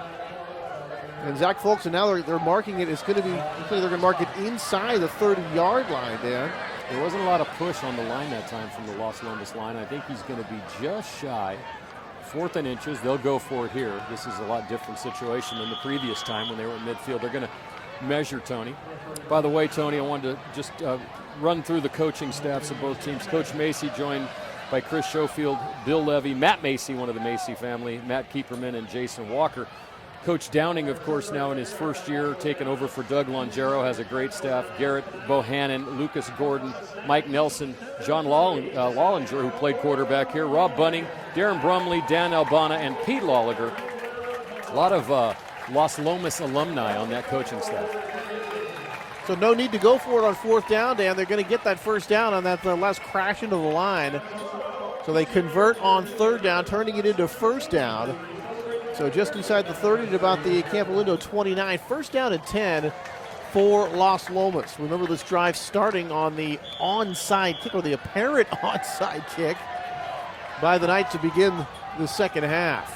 What do you call a hit the guy in the knee kick? Hessler going to turn and hand off, trying to get a push up the middle, and unpiling the defenders. You got to wonder at what point are they going to fake the handoff inside and do a little pitch or some sort of reverse to the outside, because they have ran the ball inside the tackles. I'm going to say 80% of the running plays. Maybe 100% of the running plays. Most of them are going up the middle, and even when they try to go outside, Dan, they still end up seemingly going at least in between the tackles. Yeah, they're forced back into the middle of the field. Jack Schurz in that on that last tackle for Campolindo as Bromstead had the carry. And Hessler, Marinchek in motion. Hessler with the pump fake, back, throws, looking for Carrico. It's nearly intercepted, broken up by Dunn. He kind of ran into shoulder to shoulder to the intended receiver, Marinchek, that time, but nearly had himself an interception. And kids, if you're watching this is how you play defensive back in big league tackle football. Unfortunately, most of the NFL cornerbacks have never learned to turn or to come over. He was playing safety that time, so he didn't have to. But I'm amazed at how many times I watch football and the corners never turn. And then they just run into the guy and get pass interference. You got to turn around and look. Wouldn't the first thing to do is after you find your guy, find the ball? Yeah, but sometimes you don't know when the ball is in the air or where it is if it is in the air. Wouldn't everyone screaming, "It's in the air," be a clue?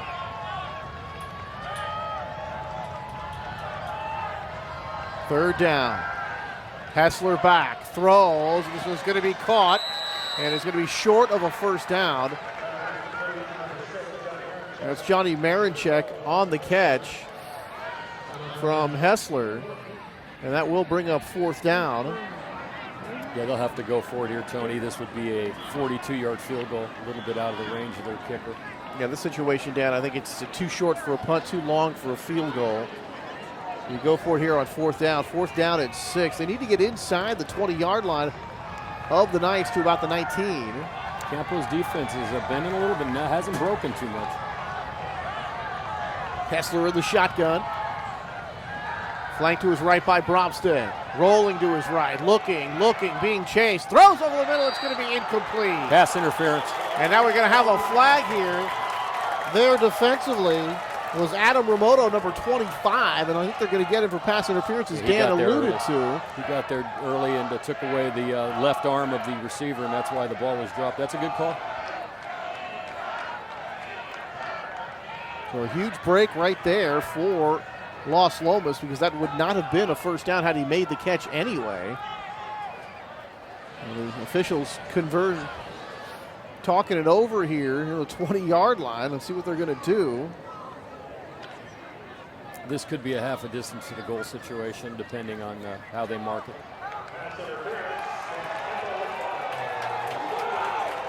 Well, that will be a first down. So a very interesting drive here, very important drive here for Las Lomas. Trying to cut this 2-touchdown lead in half. Yeah, it looks like half the distance to the goal. They were on roughly the 26. They're down near the 12.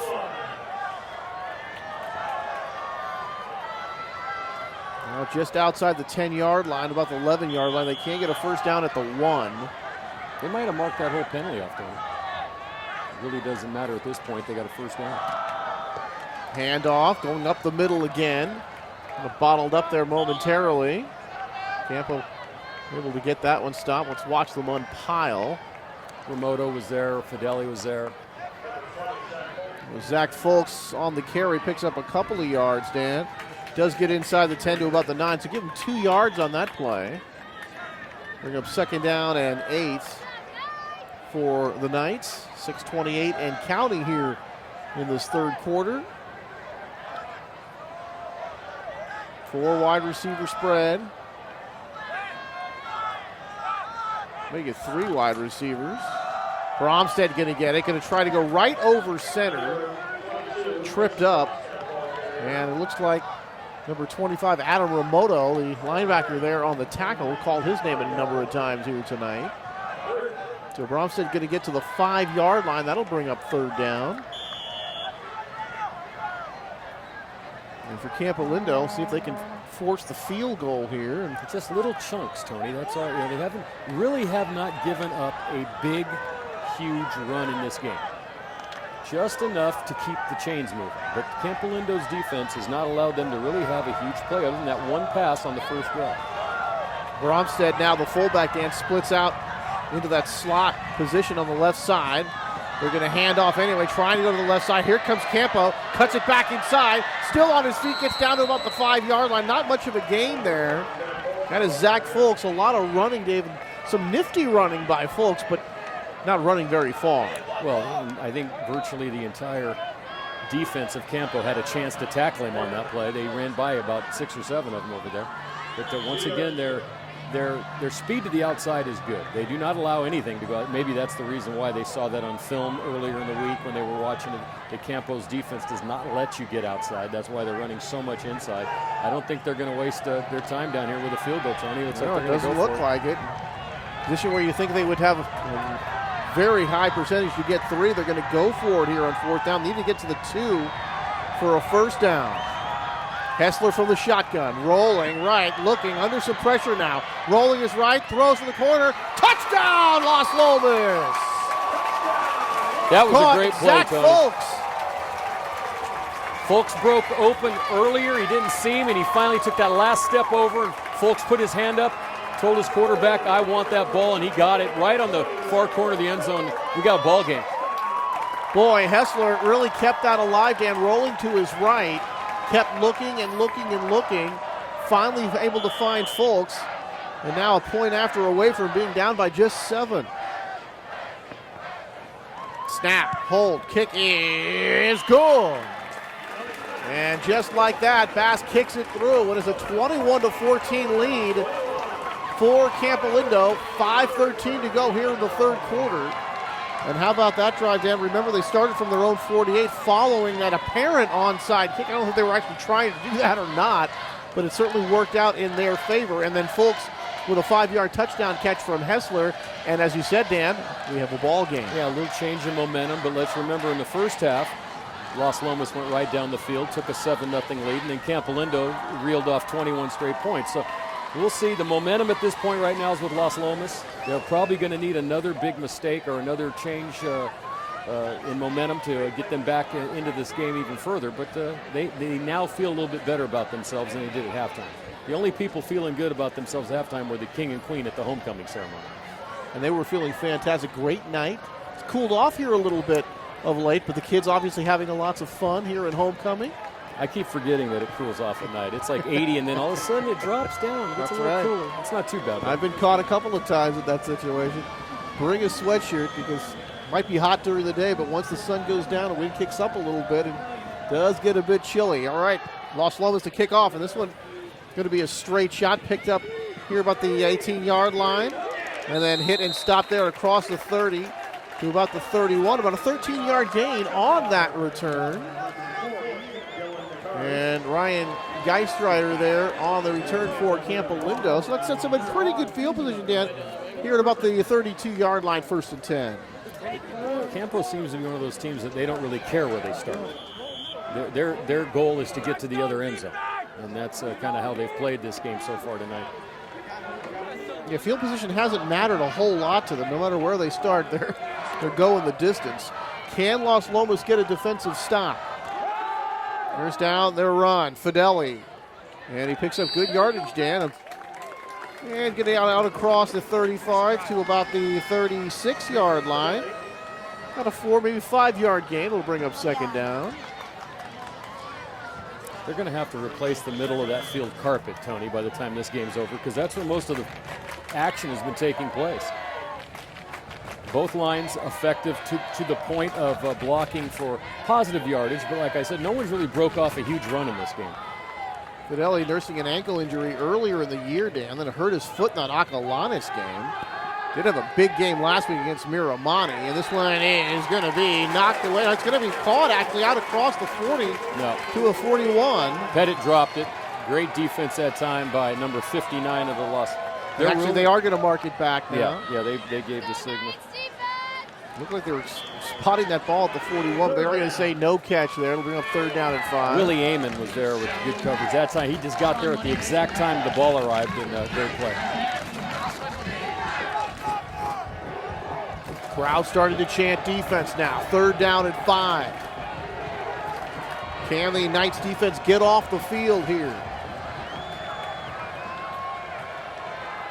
Short drop, now a longer drop. Throws, it's going to be dropped in and out of the hands of the intended receiver.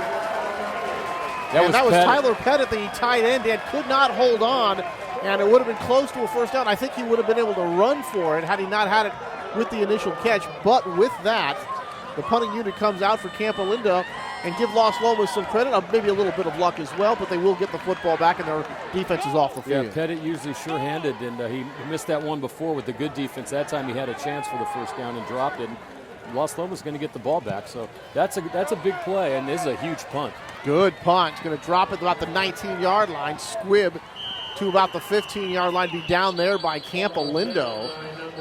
So the Las Lomas Knights all the way back to their own 15-yard line. And now we have a flag upfield here at about the 45-yard line on the Las Lomas side. And the officials talking it over here again. We'll find out what's going on here. Now they're just going to pick up the flag. So Las Lomas, a 3 and out for Campo that time.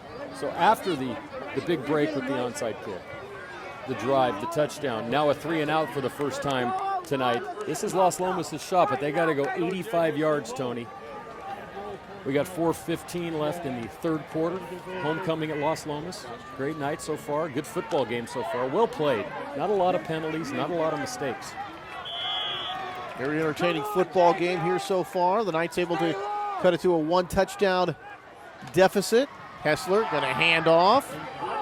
And some nice yards up the middle. That was Bromstead. The fullback has got a number of carries today. They're kind of going to a handful of different guys, but certainly Folks being the feature back, but Bromstead carrying his share of the load as well. I see they've inserted Hunter at the left tackle position for Las Lomas. He's a big boy as well. Him and Myers bracketing that line right there. There's some meat out there. There's a 6-yard gain. That'll bring up 2nd down at 4. Pretty much the same thing. Over that right side a little bit. Taking a couple of yards and leaving just a little bit short of the first down. It's Bromstead again on the carry. And there's been a lot of 3rd and shorts in this game for because it's like almost like a 4 yards average, I would think, on some of these run plays. 4 yards, 4 yards, 4 yards. No one has broken off a huge run. 3rd down and 2 from their own 24-yard line. Here's a big 3rd down. Another big 3rd down here in this game. Essler flanked by a couple of backs. Man in motion is Folks. Going back the other way. Handoff, they're going to be caught in the backfield. And thrown for a loss.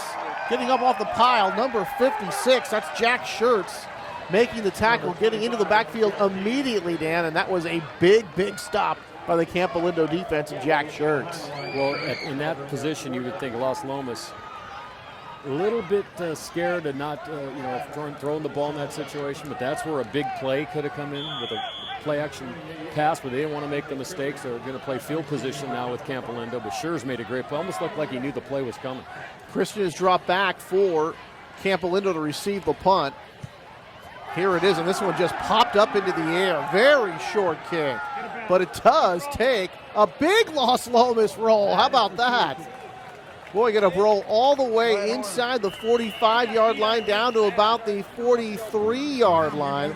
And boy, damn, that must have hit inside the 40-yard line of Las Lomas. That ball was popped straight up. Takes a nice roll, though. Just think if it had went the other way. It might have been a touchback. So the Knights have to feel pretty fortunate right there. The punter, Alex Bass, really, Dan, hit what you'd have to call a knuckleball. That was a dying quail, I think is what they call that. Yeah, they've got the breaks here so far in the second half. So Campolindo takes over, but their own 44, swing it out here to Dunn, near side, breaks a tackle. Dunn near midfield and hit and dropped to the 49-yard line, able to get away from that first man initially, and that was Max Subtracool. Was able to get away from, and Dunn able to make something out of nothing. And a lot of times, Dan, you see that so much in football, all levels. You got to make that first guy miss so many times to make a positive play out of it. Dunn able to do so to get to midfield. And after about a 7-yard gain, will bring up second down and 3. They made the great play out there. But Dunn, as I mentioned earlier, is having a big game for Campolindo, taking the place of Rye. Fullback going in motion. Handoff. Fidelli going up the middle, and he's going to be able to pick up the first down. It's about 4 yards or so. He's going to be just short of the 45-yard line. Running the left side. 46. They're just taking that ball inside, just enough to keep the chains rolling. Second, this game has now become one of those got to play a little bit safer by the vest. Campolindo probably thought after the first half they were going to come out and roll in the second half. That has not been the case so far. So. Offset eye in the backfield. Receiver split to either side. Fidelli going to get it again over that left side, pushing the pile. They're able to pick up a few yards here again. Another nice positive gain, at least 4 more. And you talk about it, Dan, they're not breaking off any big runs. Nobody has, but they are gaining ground consistently. Well, what you have to consider is there's good line play going on. Linebackers are making a lot of plays. Unfortunately, folks, this is high school football. We do not have a 62-page stat package to look at. It's basically what me and Tony can remember from 2 hours ago. A very inexperienced line, Dan. Struthers, the sophomore right tackle, had to move in there because of an injury. They're going to swing it out here to the near side. Straight arm. Trying to pick up some more yardage out here. And that's Hunter Rosenbaum, who had that big catch earlier in the game, Dan. Able to get here to the far side and pick up a pretty nice gain over there, at least about a yard or so short after a 5-yard gain. Talk about this offensive line, Dan. They're, with Fidelli kind of really sort of picking up and starting to get things together. But things going pretty well and kind of had to mix and match. Struthers playing that right tackle spot, Dan. Last year, as a freshman on the freshman team, he was a tight end. I didn't know before the season that he was actually going to play right tackle. Well, if you look out there, they're not the biggest line, but they've been very effective. And there's Ramoto. Right up the middle for a first down. And Ramoto picks up good yardage, and that's a first down. They move the chains here.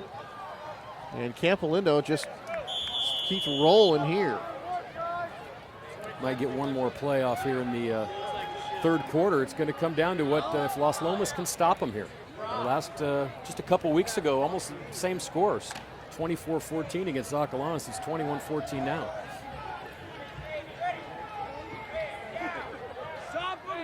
Campo up to the line. From the eye.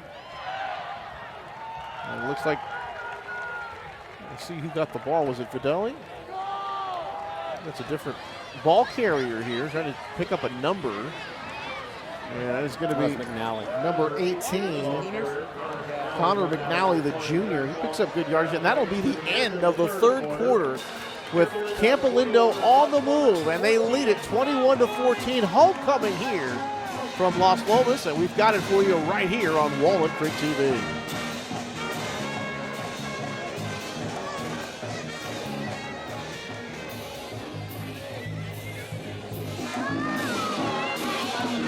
All right, Dan, so taking a look at the second half, we had that possible onside kick that worked out so well for Las Lomas. They took over at their own 48, went the distance of a 52-yard drive, folks, with that 5-yard TD catch, and then they forced Campolindo to punt.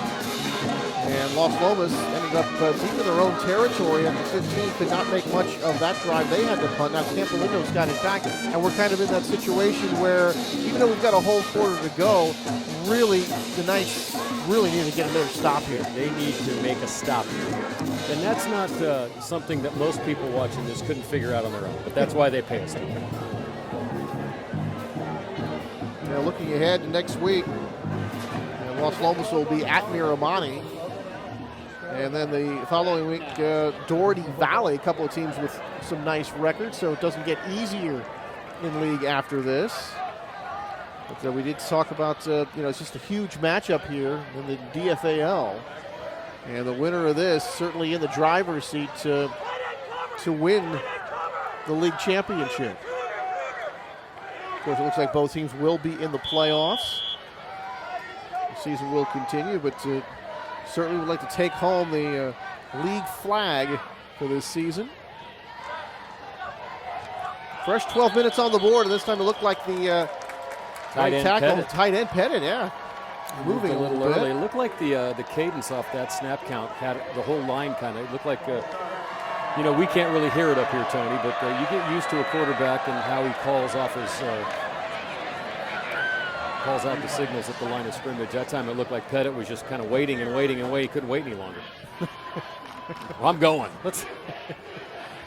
Well, sorry, son. You've got to wait for your rest of your teammates. Doesn't work that way.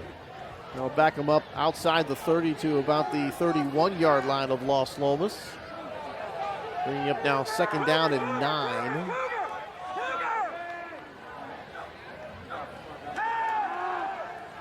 Short drop, throws, got a man just out of the outstretched arms of Hunter Rosenbaum, who caught that one deep down the field earlier in the ball game, and Dan, that was not overthrown by much. No, and it's funny, that's another one of those, a little bit less elevation on that throw, a little straighter throw, and just missed. And we saw the other quarterback, Hessler, do the same thing. So didn't miss by much, but now this brings up a huge third down and 9. And this is where Las Lomas has really got to pull together defensively and stop them here on these next 2 plays to get the ball back. Well, we talked about Zolantakis and that arm injury, Dan, but boy, that ball had a lot of zip, maybe a little too much zip that last time. Big third down play here, third down and 9. Dunn came in motion, then stopped. Zolantakis, deep drop back, throws over the middle. It's in and out of the hands of the intended receiver. That would have been a first down. And that was the tight end, Pettit again, Dan. Yeah, that's been a couple that they've let get away. It's interesting, Tony. That time I was able to watch the line, and, no one's really bringing any sort of special blitz or, package. Or you don't see a lot of guys come up the line of scrimmage. I mean, they know they've got to keep that number of guys out. They're still open, it seems like. But it's just strictly a 3-man rush, and that's why Zolantakis has the time he has. No stunts, no zone blitzes, nothing exotic. They're going to go for it here on fourth down. Need to get to the 22. Fourth down and 9. Big play here. Zolantakis back with some time. Throws. It's going to be caught. First down and down to about the 10-yard line. A big play there on fourth down. They convert and it's Dunn on the reception, and they move the chains. Dunn, another huge catch, but you just can't give this kid this much time. Corbin almost got to him, Wood almost got to him from their end positions. Just needed another step, and Zolantakis waited long enough to find Dunn open. First down at the 10. That was a killer. Nice throw, nice catch, first down, about the 10. And this will be a goal-to-go situation, going right up the middle, pushing the pile. And looks like they're going to get inside the 5, Dan, down to the 4-yard line to a gain of about 6 yards. And that's McNally, the ball carrier. It'll bring up second down and goal. As you can see, McNally's not that big, as you can see in our flows. He kind of just finds those little holes in there and kind of squeaks through. That's been the pretty much the game tonight from the running side at least.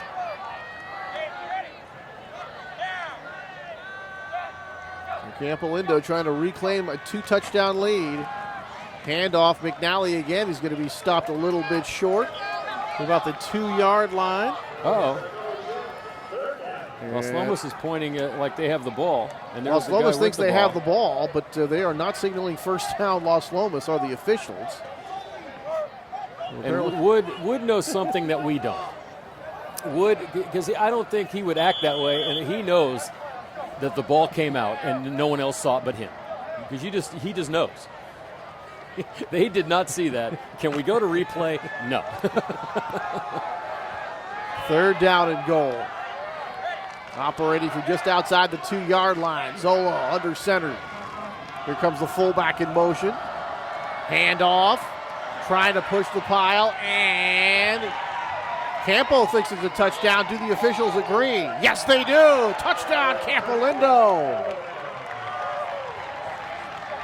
When you talk about quiet on the side here, because on the booth, we are on the Las Lomas side, Dan, and virtually, Dan, you could hear a pin drop right now. It got very quiet here from the Las Lomas fans.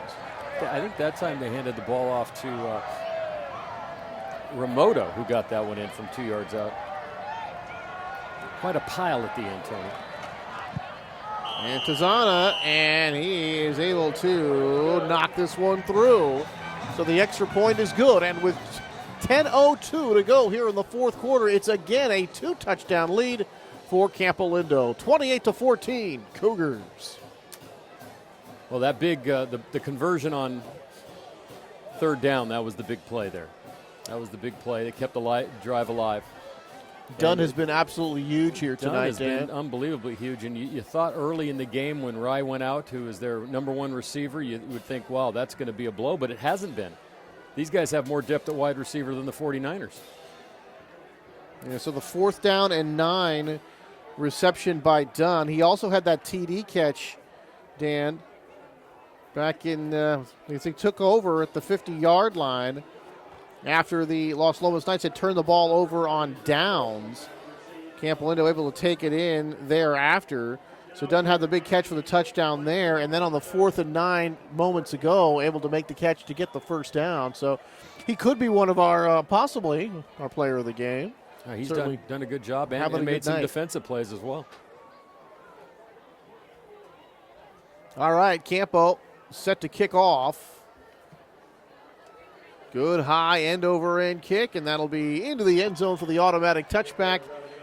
And the Las Lomas Knights will have it at the 20-yard line. Still plenty of time for the Knights, Dan, but they're going to need the 2 touchdowns. And they're just going to need a couple more stops here before this game is over. And that has been very tough to come by. They've really only done it once. Well, I think this sets up for what we talked about it earlier in the game. They can't score really fast, or they haven't shown that they can score really fast. They tend to like to run, 7 out of 10 plays. Their throws downfield are not been that long, so it'd take them a long time to score, and there's only 10 minutes left. So they're going to have to hurry up here with 10 minutes to go down by 2 touchdowns. Las Lomas from their own 20. Hessler throws over the middle. He's got a man at the 40, 45, out to midfield. That is a 30-yard gain from Hessler going to Greg Corbin, who made a couple of nice plays earlier on special team and defense. And here he comes up with a 30-yard catch all the way out to midfield for the Knights. And whether it's out of desperation or they're just at that point in the game now, they need to go 30-yard chunks to get you back in this ball game, but you can't run a 20-play drive. Yeah, because you figure even if they do score here, Dan, you give the ball to Campo, chances are it's not going to be a 3-and-out. Even if you do stop them, they're going to have to keep them from driving the ball and taking up too much time. Hessler throws over the middle, nearly intercepted, and then in and out of the hands, and then in the hands again to Greg Corbin. Corbin going to get inside the 30, down to the 26-yard line. And usually Corbin, not a starter. He's been inserted in the game. Maybe they see something over the middle. Corbin is sized like a tight end. They have some good other players that can play that position, and a big receiver in Wood, but he's been able to get open twice, and he's went down the field now, Tony, for about 50 yards in gains. There's a 26-yard play, Dan, almost intercepted, almost dropped, and then caught by Greg Corbin. Wild play that time. Throws, far side, some contact over there, and here comes the flag from the middle of the field over to the far side. There was some contact over there. Wood was the intended receiver, and it looked like he was banging bodies with number 27, Kevin Lehman. And let's see what the call's going to be. Usually it's going to go against the defense, but we'll see. Well, he didn't have his head turned back around there, so it's hard to interfere with a guy who's not looking at the ball. So Sean Hessler's come out firing here, Dan. A couple of big pass plays to Corbin, and now they try to go to Ben Wood over on the far side, and they pick up the pass interference. So you talked about that Las Lomas had not shown the ability, Dan, to score quickly, but all of a sudden right here, in a semi-desperation time, they move the ball right down the field. It's desperation time. There's no doubt about it. But they have only taken 50 seconds off the clock right now. So now they can score here. They have a very good opportunity, and they're inside the red zone. Well, they pick up 12 yards on that play, Dan. And it'll be first down and 10 here for Las Lomas. Hessler back, throws for the end zone, in and out of the hands of the intended receiver. That was Ben Wood. I thought he had a chance to catch that, Dan, unable to do so. And Kevin Lehman was there defensively, but I thought that should have been caught by Wood for the touchdown. It looked like it was in his hands. So, yeah, this is impressive so far. Like I said, now just another 4 seconds off the clock. So they have not burned a lot of time. They haven't burned any of their timeouts. You can see, Hessler's a pretty good pocket passer. If you give him some time, he can do it. But they really, other than a couple of passes out to the sideline, haven't done that until this drive. And now they're using the entire field. Hessler, I formation behind him, under center now, operating from the 12-yard line, second down and 10. Hessler nearly lost it, now fires. Got it, touchdown! Las Lomas is in the end zone, and it looks like Marinchek has it for a touchdown, and just like that, the Las Lomas Knights right back in this football game. Dan, you talked about desperation time. Well, they did exactly what they needed to do. And not only did they get the touchdown, Dan, it didn't take them very long to do it. No, just 9 minutes left in the game. So now they're going to need another break, it looks like, but at least they have an opportunity. Now we're right back in this ball game with this extra point. Here's a big extra point here. Snap, hold, the kick is no good. A partially blocked PAT, and you talk about the way the offenses have played here in this game, going up and down the field, and a huge play right now coming on special teams with a point after. I don't know if that was blocked other than by the goalpost, but it was blocked by something. It did not go over. That kick was not elevated as you'd like to see it when you kick an extra point. You want it up a little bit high. That one, it did not get up there. But still, that just what that means is you got to go for two if you can stop them here to get the game into overtime. You talk about some of the special teams here. Remember, Alex Bass had that very short punt that actually rolled quite a ways, ended up working out well for them. But earlier in the game, Dan, they had the time where they had kicked the field goal, made it, had the illegal procedure penalty, backed them up. The field goal was short because of that. And they actually made the one that would have counted on the penalty. If it hadn't been for the penalty, they would have made it. So it'd be 28-23 right now, but they'd still need a touchdown. But that is a big play in this game. So special teams has played a huge part. And, of course, Las Lomas on the positive side, Dan, with that possible onside kick, they ended up getting that ball, turning that into a touchdown. Tony, this will be the sixth opportunity Campolindo's had the ball in this game. They've scored on 4 of them, so they've only been forced to punt 1 time. I think one time, Dan, was the end of the first half as well. And that too. Taken at the 28-yard line by one of the up-end. Heavy collision. Pile keeps going forward as they get to the 40-yard line. So about a 12-yard return on the kick there. I think number 25, Remoto, and number 52, right, 2-5, 5-2, Golosorki, I think they practice against each other.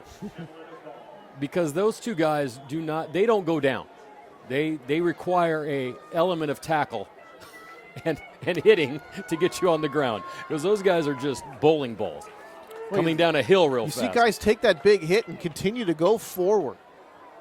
Campolindo from their own 40-yard line. Straight drop. Zola with time. Going deep. He's got a man. Pettit is open. He's caught and in and out of his hands. It looked like he may have been stripped there, Dan.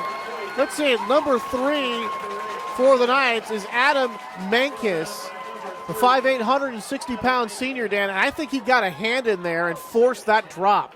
So let's give him a pass defense that time on the play, and a big defensive play it was by Menkes and the Las Lomas Knights. Yeah, Pettit's having a rough night. He's a quality receiver, and he's dropped a couple. That one, none of these have been easy catches, but still, a guy like his talent can make that catch, and that would have been a big play. You can see Las Lomas has inserted the man-child, number 72, Justin Hunter, 6'3", 265 at the right end position. Watch him on this rush. Trips right this time for Campolindo. Zolo back, under some pressure, set up a screen pass, and they set it up very well. This is going to be a first down and a lot more. Fideli out into the open, down the far side, picks up a block, races for the end zone, touchdown, Las Lomas. Wow. A beautifully set up screen pass that time. And you saw, Dan, they let one pass rusher come right in. They let Corbin come in on the left side. And you talk about, Dan, when they say if they are letting you come in, it's probably for a reason. Yep. What a huge play that time. Ho! Fireworks here at Las Lomas. 60 yards, Tony, on the screen pass. So Vidali gets another touchdown, and he's got a couple here tonight. And Tony, that only took 6 seconds off the clock. So Las Lomas still has enough time. Oh, my, what a game. So that is a 60-yard drive, Dan, and this one's going to be booted through. Yes, it is good. So it's again a 2-touchdown lead, but now it's 15. And they set that up perfectly. Got a couple of blocks right at the as he went past the first wave of tacklers. Then he gets outside with that great speed, and he just outran everybody to the end zone, Tony. So that was set up well. That's the first kind of big play that we've had that wasn't a long pass. And now timeout is taken by Las Lomas, 7:42 to go. They trail it by 15. Well, they're going to have to, once again, come up with a big play. And it seems like they've been, ever since that second touchdown, Tony, that's been kind of the theme of this game, is Las Lomas having to catch up. And they've been playing that most of the time here, Dan, but they did show the ability to move down the field quickly and get some points. They're going to have to do that yet again here. But what they haven't shown the ability to do, Dan, is stop the Campolindo offense. They have not shown that ability.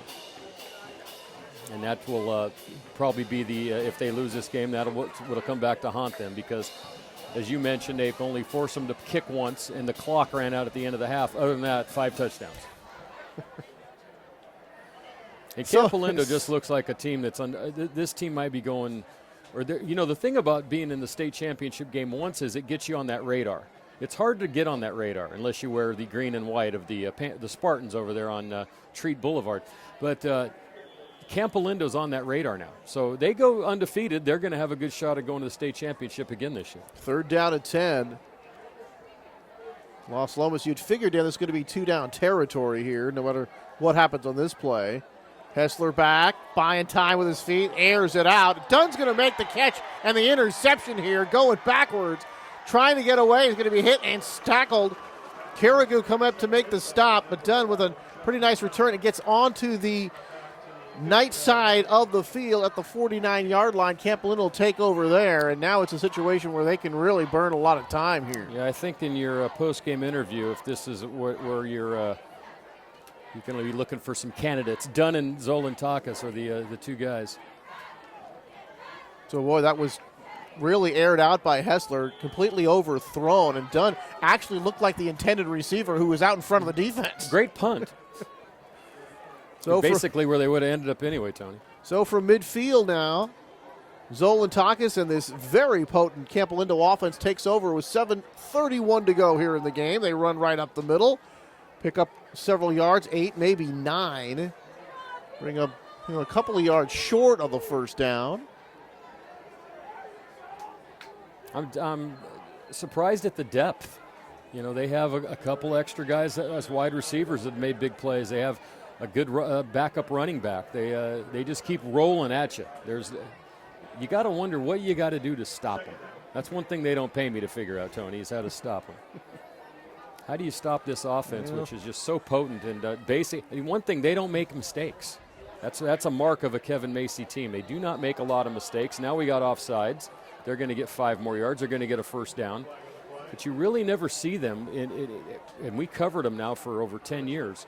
They just don't ever really hurt themselves. If they lose, you got to beat them. You know what I'm talking about? You've got to beat Campolindo. They do not beat themselves. You know, we talked about their log a little bit, Dan, their game log, and a win over Heritage in that first week. Remember when Stevens played quarterback? They scored 40 that night. Menlo of Atherton, they scored 38 in that win. Washington to Fremont, 28 more. And then 42 against El Cerrito, and the beat goes on. Here tonight, they put up 35 already, and there's still over 6.5 minutes to go. Zolo going to hand off. Right side, picking up some room, and close to another first down. Now a flag comes here very late in this play. I think that was an illegal block. McNally had the ball, but or it could be a face mask. Let's see. And it'll be holding against Campolindo. So that stops the clock with 6:28 to go. And right now, if you are the Las Lomas Knights, Dan, you can only think in terms of taking this ball away somehow, some way, and if one guy come up, maybe make the tackle, next couple of guys come up, try to strip the football. You know what I want to know, Tony, is when you interview Andrew Zolantakis after the game, are you going to call him Zolo? And will he like it? Well, actually, I was kind of thinking of Justin Dunn. The interception and a couple of big plays. Zolantakis, but he's had a great game as well. Wouldn't it be Zoli instead of Zolo? I think it's Z-O-L-O, right? No, it is Z-O-L-I, Zolantakis. I think you might have to ask him that when you go down. Zoli, you might. If they probably hold should be Zoli, as a matter of fact. Zoli. Yeah. You've called him Zolo for the whole game, though, so we can't go back and erase it all. They both had great games tonight. The Campolindo offense has been incredible. Defense has played well, too, but certainly the offense has just been unbelievably potent. That penalty backs them up. And it sets up a first down in 17. Handoff. This is Fidali looking for some room. Picks up a few yards, gets out close to the 40-yard line of Las Lomas, about the 41-yard line. The more you watch the line, you can just see they do everything right. They all know their assignments. They seal their blocks, and that's why you got to think, has Campolindo had a negative play in this game for negative yardage? It'd be hard to Not one that I can think of. Not one that I can think of. Other than if you take the one penalty they just had for holding, they've maybe had a couple of those. I don't believe they've been thrown for a loss all night. No, they haven't touched the quarterback. And here comes Dunn in motion. Stops and goes back the other way. Zolantakis is going to hand off. Very clear what Campolindo is doing here. He's going to try to chew up the rest of this clock. 5:16 and counting. They lead it 35-20. A lot of fireworks in this ball game. A lot of fireworks in the second half. The Knights trailing 21-17 at the half. We talked about that possible onside kick that they got. Really made things interesting. But you talk about a boxer, able to answer every blow, and that's certainly a good analogy, Dan, because that's exactly what Campolindo's been able to do here tonight. Or every MMA fighter answering the kick to the face. In today's terms, Tony. Zolantakis is going to fake it this time. Rolls left. Fires. Got a man wide open. In and out of the hands of Pettit. So if there's been any negative at all has probably been the play of Pettit tonight, who has not played his usual wonderful game at tight end. He was wide open there again, and that time He's a little dropped a different couple look. tonight. Yeah, Zolantakis coming to the near side of the field to throw on the run, and he's dropped a couple of passes, and you can see he's frustrated, and maybe he's just having a night off. Yeah, and Zolo, that time with that rolled and going, to the left for a right-handed quarterback, never really does get into that full right-handed position. Made a nice throw on the run, and really talk about that arm injury, that stress fracture, Dan. I haven't really seen any of that. A lot of these shorter passes have plenty of zip on the ball. He's been throwing well, and it can't be that hurt. It's not like it's dangling or anything like that. I don't think he'd be out there playing, but sure, it's something you got to watch, and you definitely want to keep the other team away from him, which they've done a very good job of tonight. 4th down, Tony. 4th down and 8. Zolo back, sets up, fires right side, and is going to be caught. And they're going to say no catch is going to be out of bounds. Done to the intended receiver. No, excuse me, that is actually Hunter Rosenbaum, number 17. So that is incomplete. And with that, a turnover on downs here for Campolindo. And, they're human after all. They had the drop pass. And this next pass a little bit too wide. Dan unable was Rosenbaum to keep the play inbounds, and they turn the ball over on downs in 4:26 and a 15-point deficit. Here comes Las Lomas, Dan, from their own 36-yard line. They need 2 scores. They need them quickly.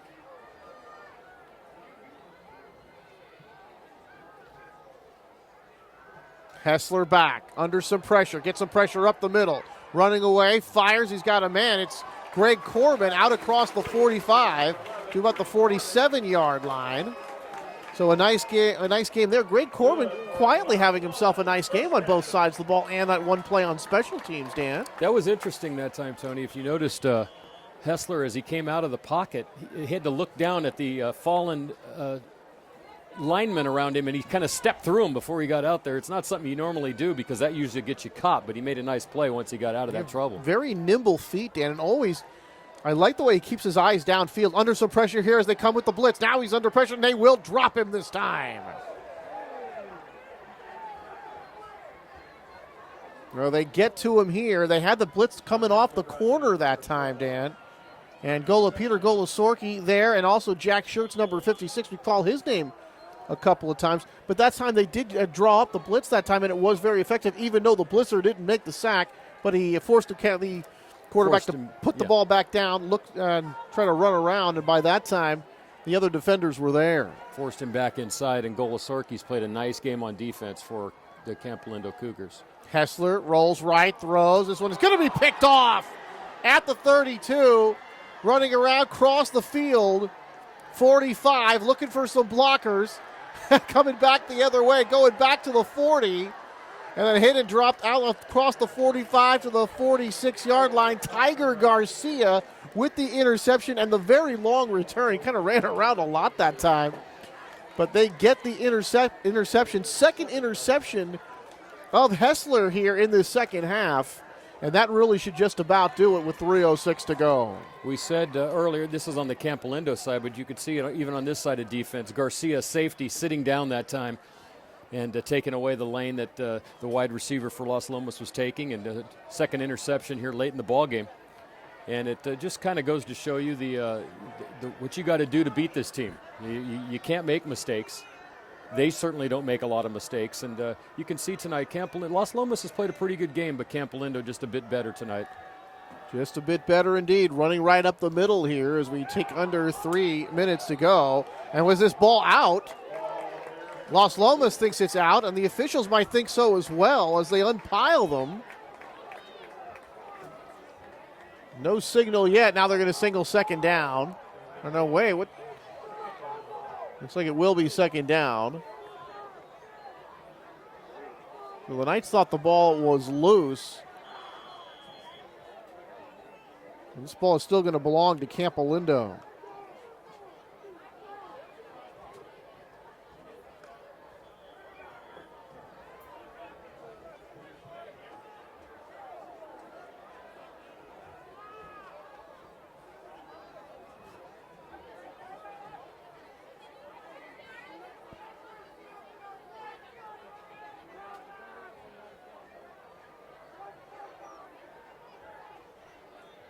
Zolotakis under center. Here comes the man in motion. Handoff. Going to pick up a couple of yards going up the middle. That's Connor McNally on the carry that time. And Ben Wood makes the tackle. There. Yeah, they've run that play a couple of times, and they come back from the right to the left. But, one thing about watching Campolindo, though, is that they don't really do anything exotic, too extremely difficult. You know what I mean? They don't run out the Philadelphia Eagle offense or the 5 wide receiver. I mean, they basically, they either have a couple of backs or they have 3 wide receivers. They just do what they do, and they do it good. They go with the spread, Dan. They go with the multiple sets. It would be interesting, Tony, to look back at this game and see if they've had a negative play. I don't think they have. I cannot recall one. And other than that one penalty, have they even moved back, from the line of scrimmage? It's really a dominating performance. At the, I don't know, someone just went crazy here at home. Never really make a mistake or look like they're threatened. That's, I think, one of the great things about the coaching is they never look troubled. Like some teams can walk up the line of scrimmage, you score a touchdown on us, and it's like, oh, now we're behind. It doesn't matter to them. They just go down the field, score a touchdown. And, they've been very effective running. They've done some great passes. This Zolotakis kid, is he a kind of kid that can play at another level? Perhaps. Maybe he doesn't have the size to be a big-time quarterback, but he could play at a smaller school. But he does have a pretty decent arm, and he's very effective. He's very accurate with his throws. And they certainly protected him most of the night. But you talked about, Las Lomas, Dan, going mostly with that 3-man rush. Didn't try anything else after that. And sometimes, when you're not getting to the quarterback effectively, after a while, sometimes you do want to mix it up and at least give them something different to think about. What they did is they actually went to a bigger guys, which if you can block a bigger guy, doesn't matter. Maybe he got some reach on you if you're throwing the ball to his side, but sometimes it's better to go with a faster guy. Look at the Alton Davises of the world, Alton Smiths of the world, and guys like that who play in the NFL now. They're not that big. It's the speed that gets them inside. When you're playing, of course, and not in rehab. But anyway, that's another story entirely. And now we have some movement up front. The flags fly, and that'll be against Campolindo. That might have been the worst play they've ran all day. I think I'm going to get down here and go set up for our post-game interview, and I'm thinking Justin Dunn is the one I want to talk to. He made that big catch on that 4th down at 9. I think you need to have Zolotakis because you need to verify his nickname. He did have the interception. He also had the touchdown catch early, talking about Dunn. And I guess there's so many people we could talk to. But those are the 2 if you get them. But you're sometimes it's hard enough to get the guy. Sometimes it's hard enough to get one. Well, sometimes by the time they have the post-game show and everything done, the lights are going out. Here's a punt, and this is going to be taken inside the 10-yard line and marked down at about the 8-yard line with 1:23 to go. I think I'm going to turn it over here to Dan Wall to finish the rest of this. 1:23 to go and a 15-point lead. I'm going to go down and. Why would you do that? Just trying to get a little jump on. They're going to have the handshake. It takes them a long time. They're going to have the post-game celebratory meeting. To find them and get them separated, let them know I want to talk to them. That'll be 10 minutes from now, Tony, before you. So you know what? I'm not letting you go.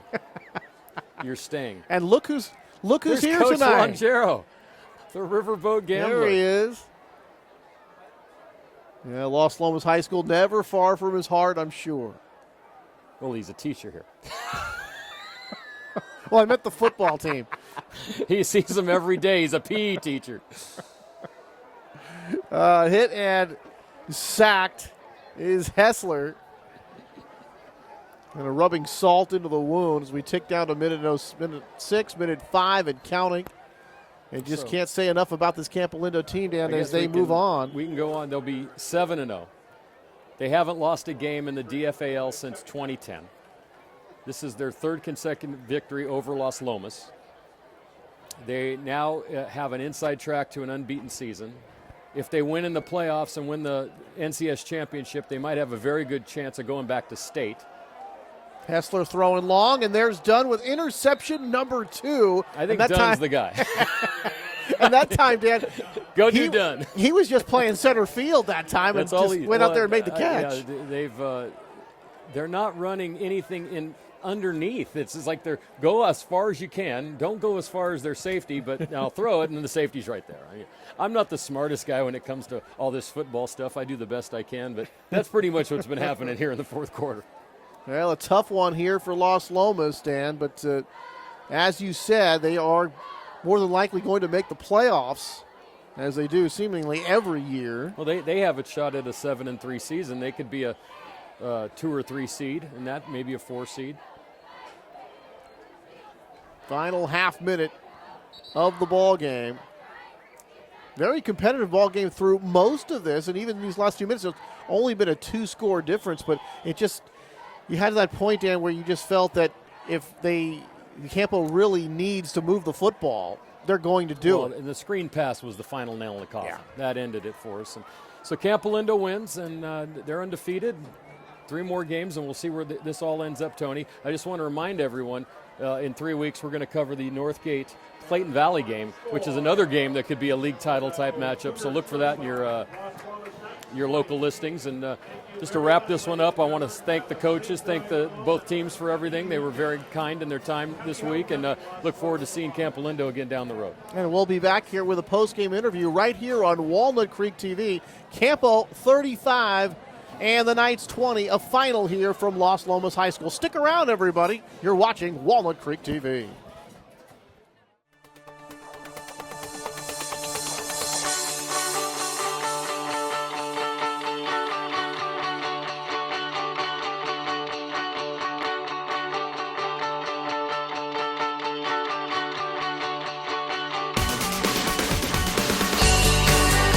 Parking made easy and convenient. You're good to go.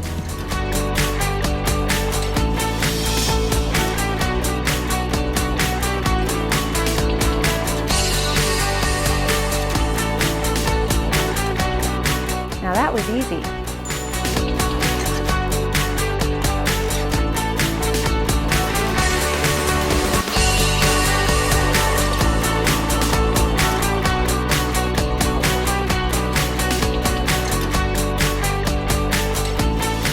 Hi, welcome to Inside Center Rep.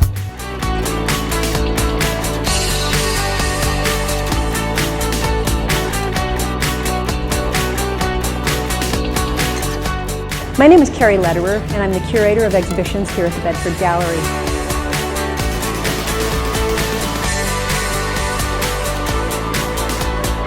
Hi there.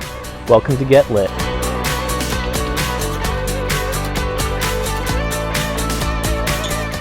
And that's when I decided to run for the city council.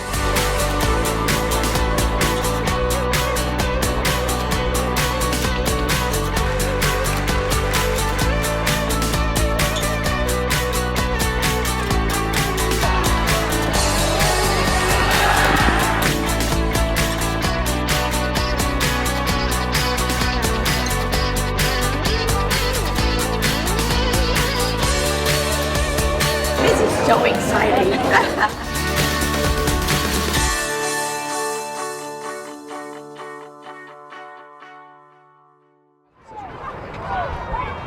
You're going to appreciate what practice means. Because we're going to practice hard. Great job, guys. Great job. It's a win. But I don't know. The cost of some of these wins, I just don't know. I know it's taken years off my life. Let's face it. I don't know about your parents, but the coaching staff, we don't count years of experience now. We just count years of, well, that's 3 years off my life, and that's 2 years off your life, and that's 1 year off your life. All right, we're the battle, guys. We're battlers. Like we said, you guys can take a punch. Let's deliver one next week. Let's go. Let's go, boys. Let's go. Good break. Hey, come out Monday, ladies. Let's go. Practice hard. What are those? Cougars on 3. 1, 2, 3. Cougars! All right, we're back here at Las Lomas High School with Justin Dunn, our Walnut Creek TV player of the game. Justin, great effort today, especially on offense. A couple of interceptions for you on defense, but at times that offense looked pretty unstoppable tonight. You know, we're just trying to day in and day out do the exact same thing. Our work ethic in practice, you know, we work hard. We have a coach that comes up from Santa Cruz every day, our receiver coach. He's dedicated. And so, you know, our whole receiving core, we're a tight-knit group, and we praise work ethic. And talk about being 7-0. It's got to feel good. And when I talked to Coach Macy earlier, he talked about that you guys, little transition, you guys are trying to mix and match players. Things look like they're running on all cylinders right now. You know, they are. We're playing well. We're playing as a team. We're playing together. And, you know, 7 weeks in, here we are, 7-0. So, you know, I'm really proud of the team. The offensive line gave Zolantakis time to throw. We got open as receivers. Our running game was there. We just seemed to be clicking on offense. So. Yeah, really a great game. And I would be remiss if I didn't talk about that 4th and 9 reception that you had when it looked like at the time Las Lomas was really starting to challenge you guys. That was a big play in the game. No, yeah, definitely. I mean, you know, that's what I like to do on 3rd and 4th down, make the big plays for the team and, you know, come through and just, you know, great win. Excited. Great win indeed for the Cougars. They run their record to 7-0. And a reminder, on November the 8th, we will have Clayton Valley and taking on in a game that's going to be Clayton Valley and Northgate right here on Walnut Creek TV. For all of us here at Walnut Creek TV, for Dan Wall, I'm Anthony Schultz saying so long from Walnut Creek.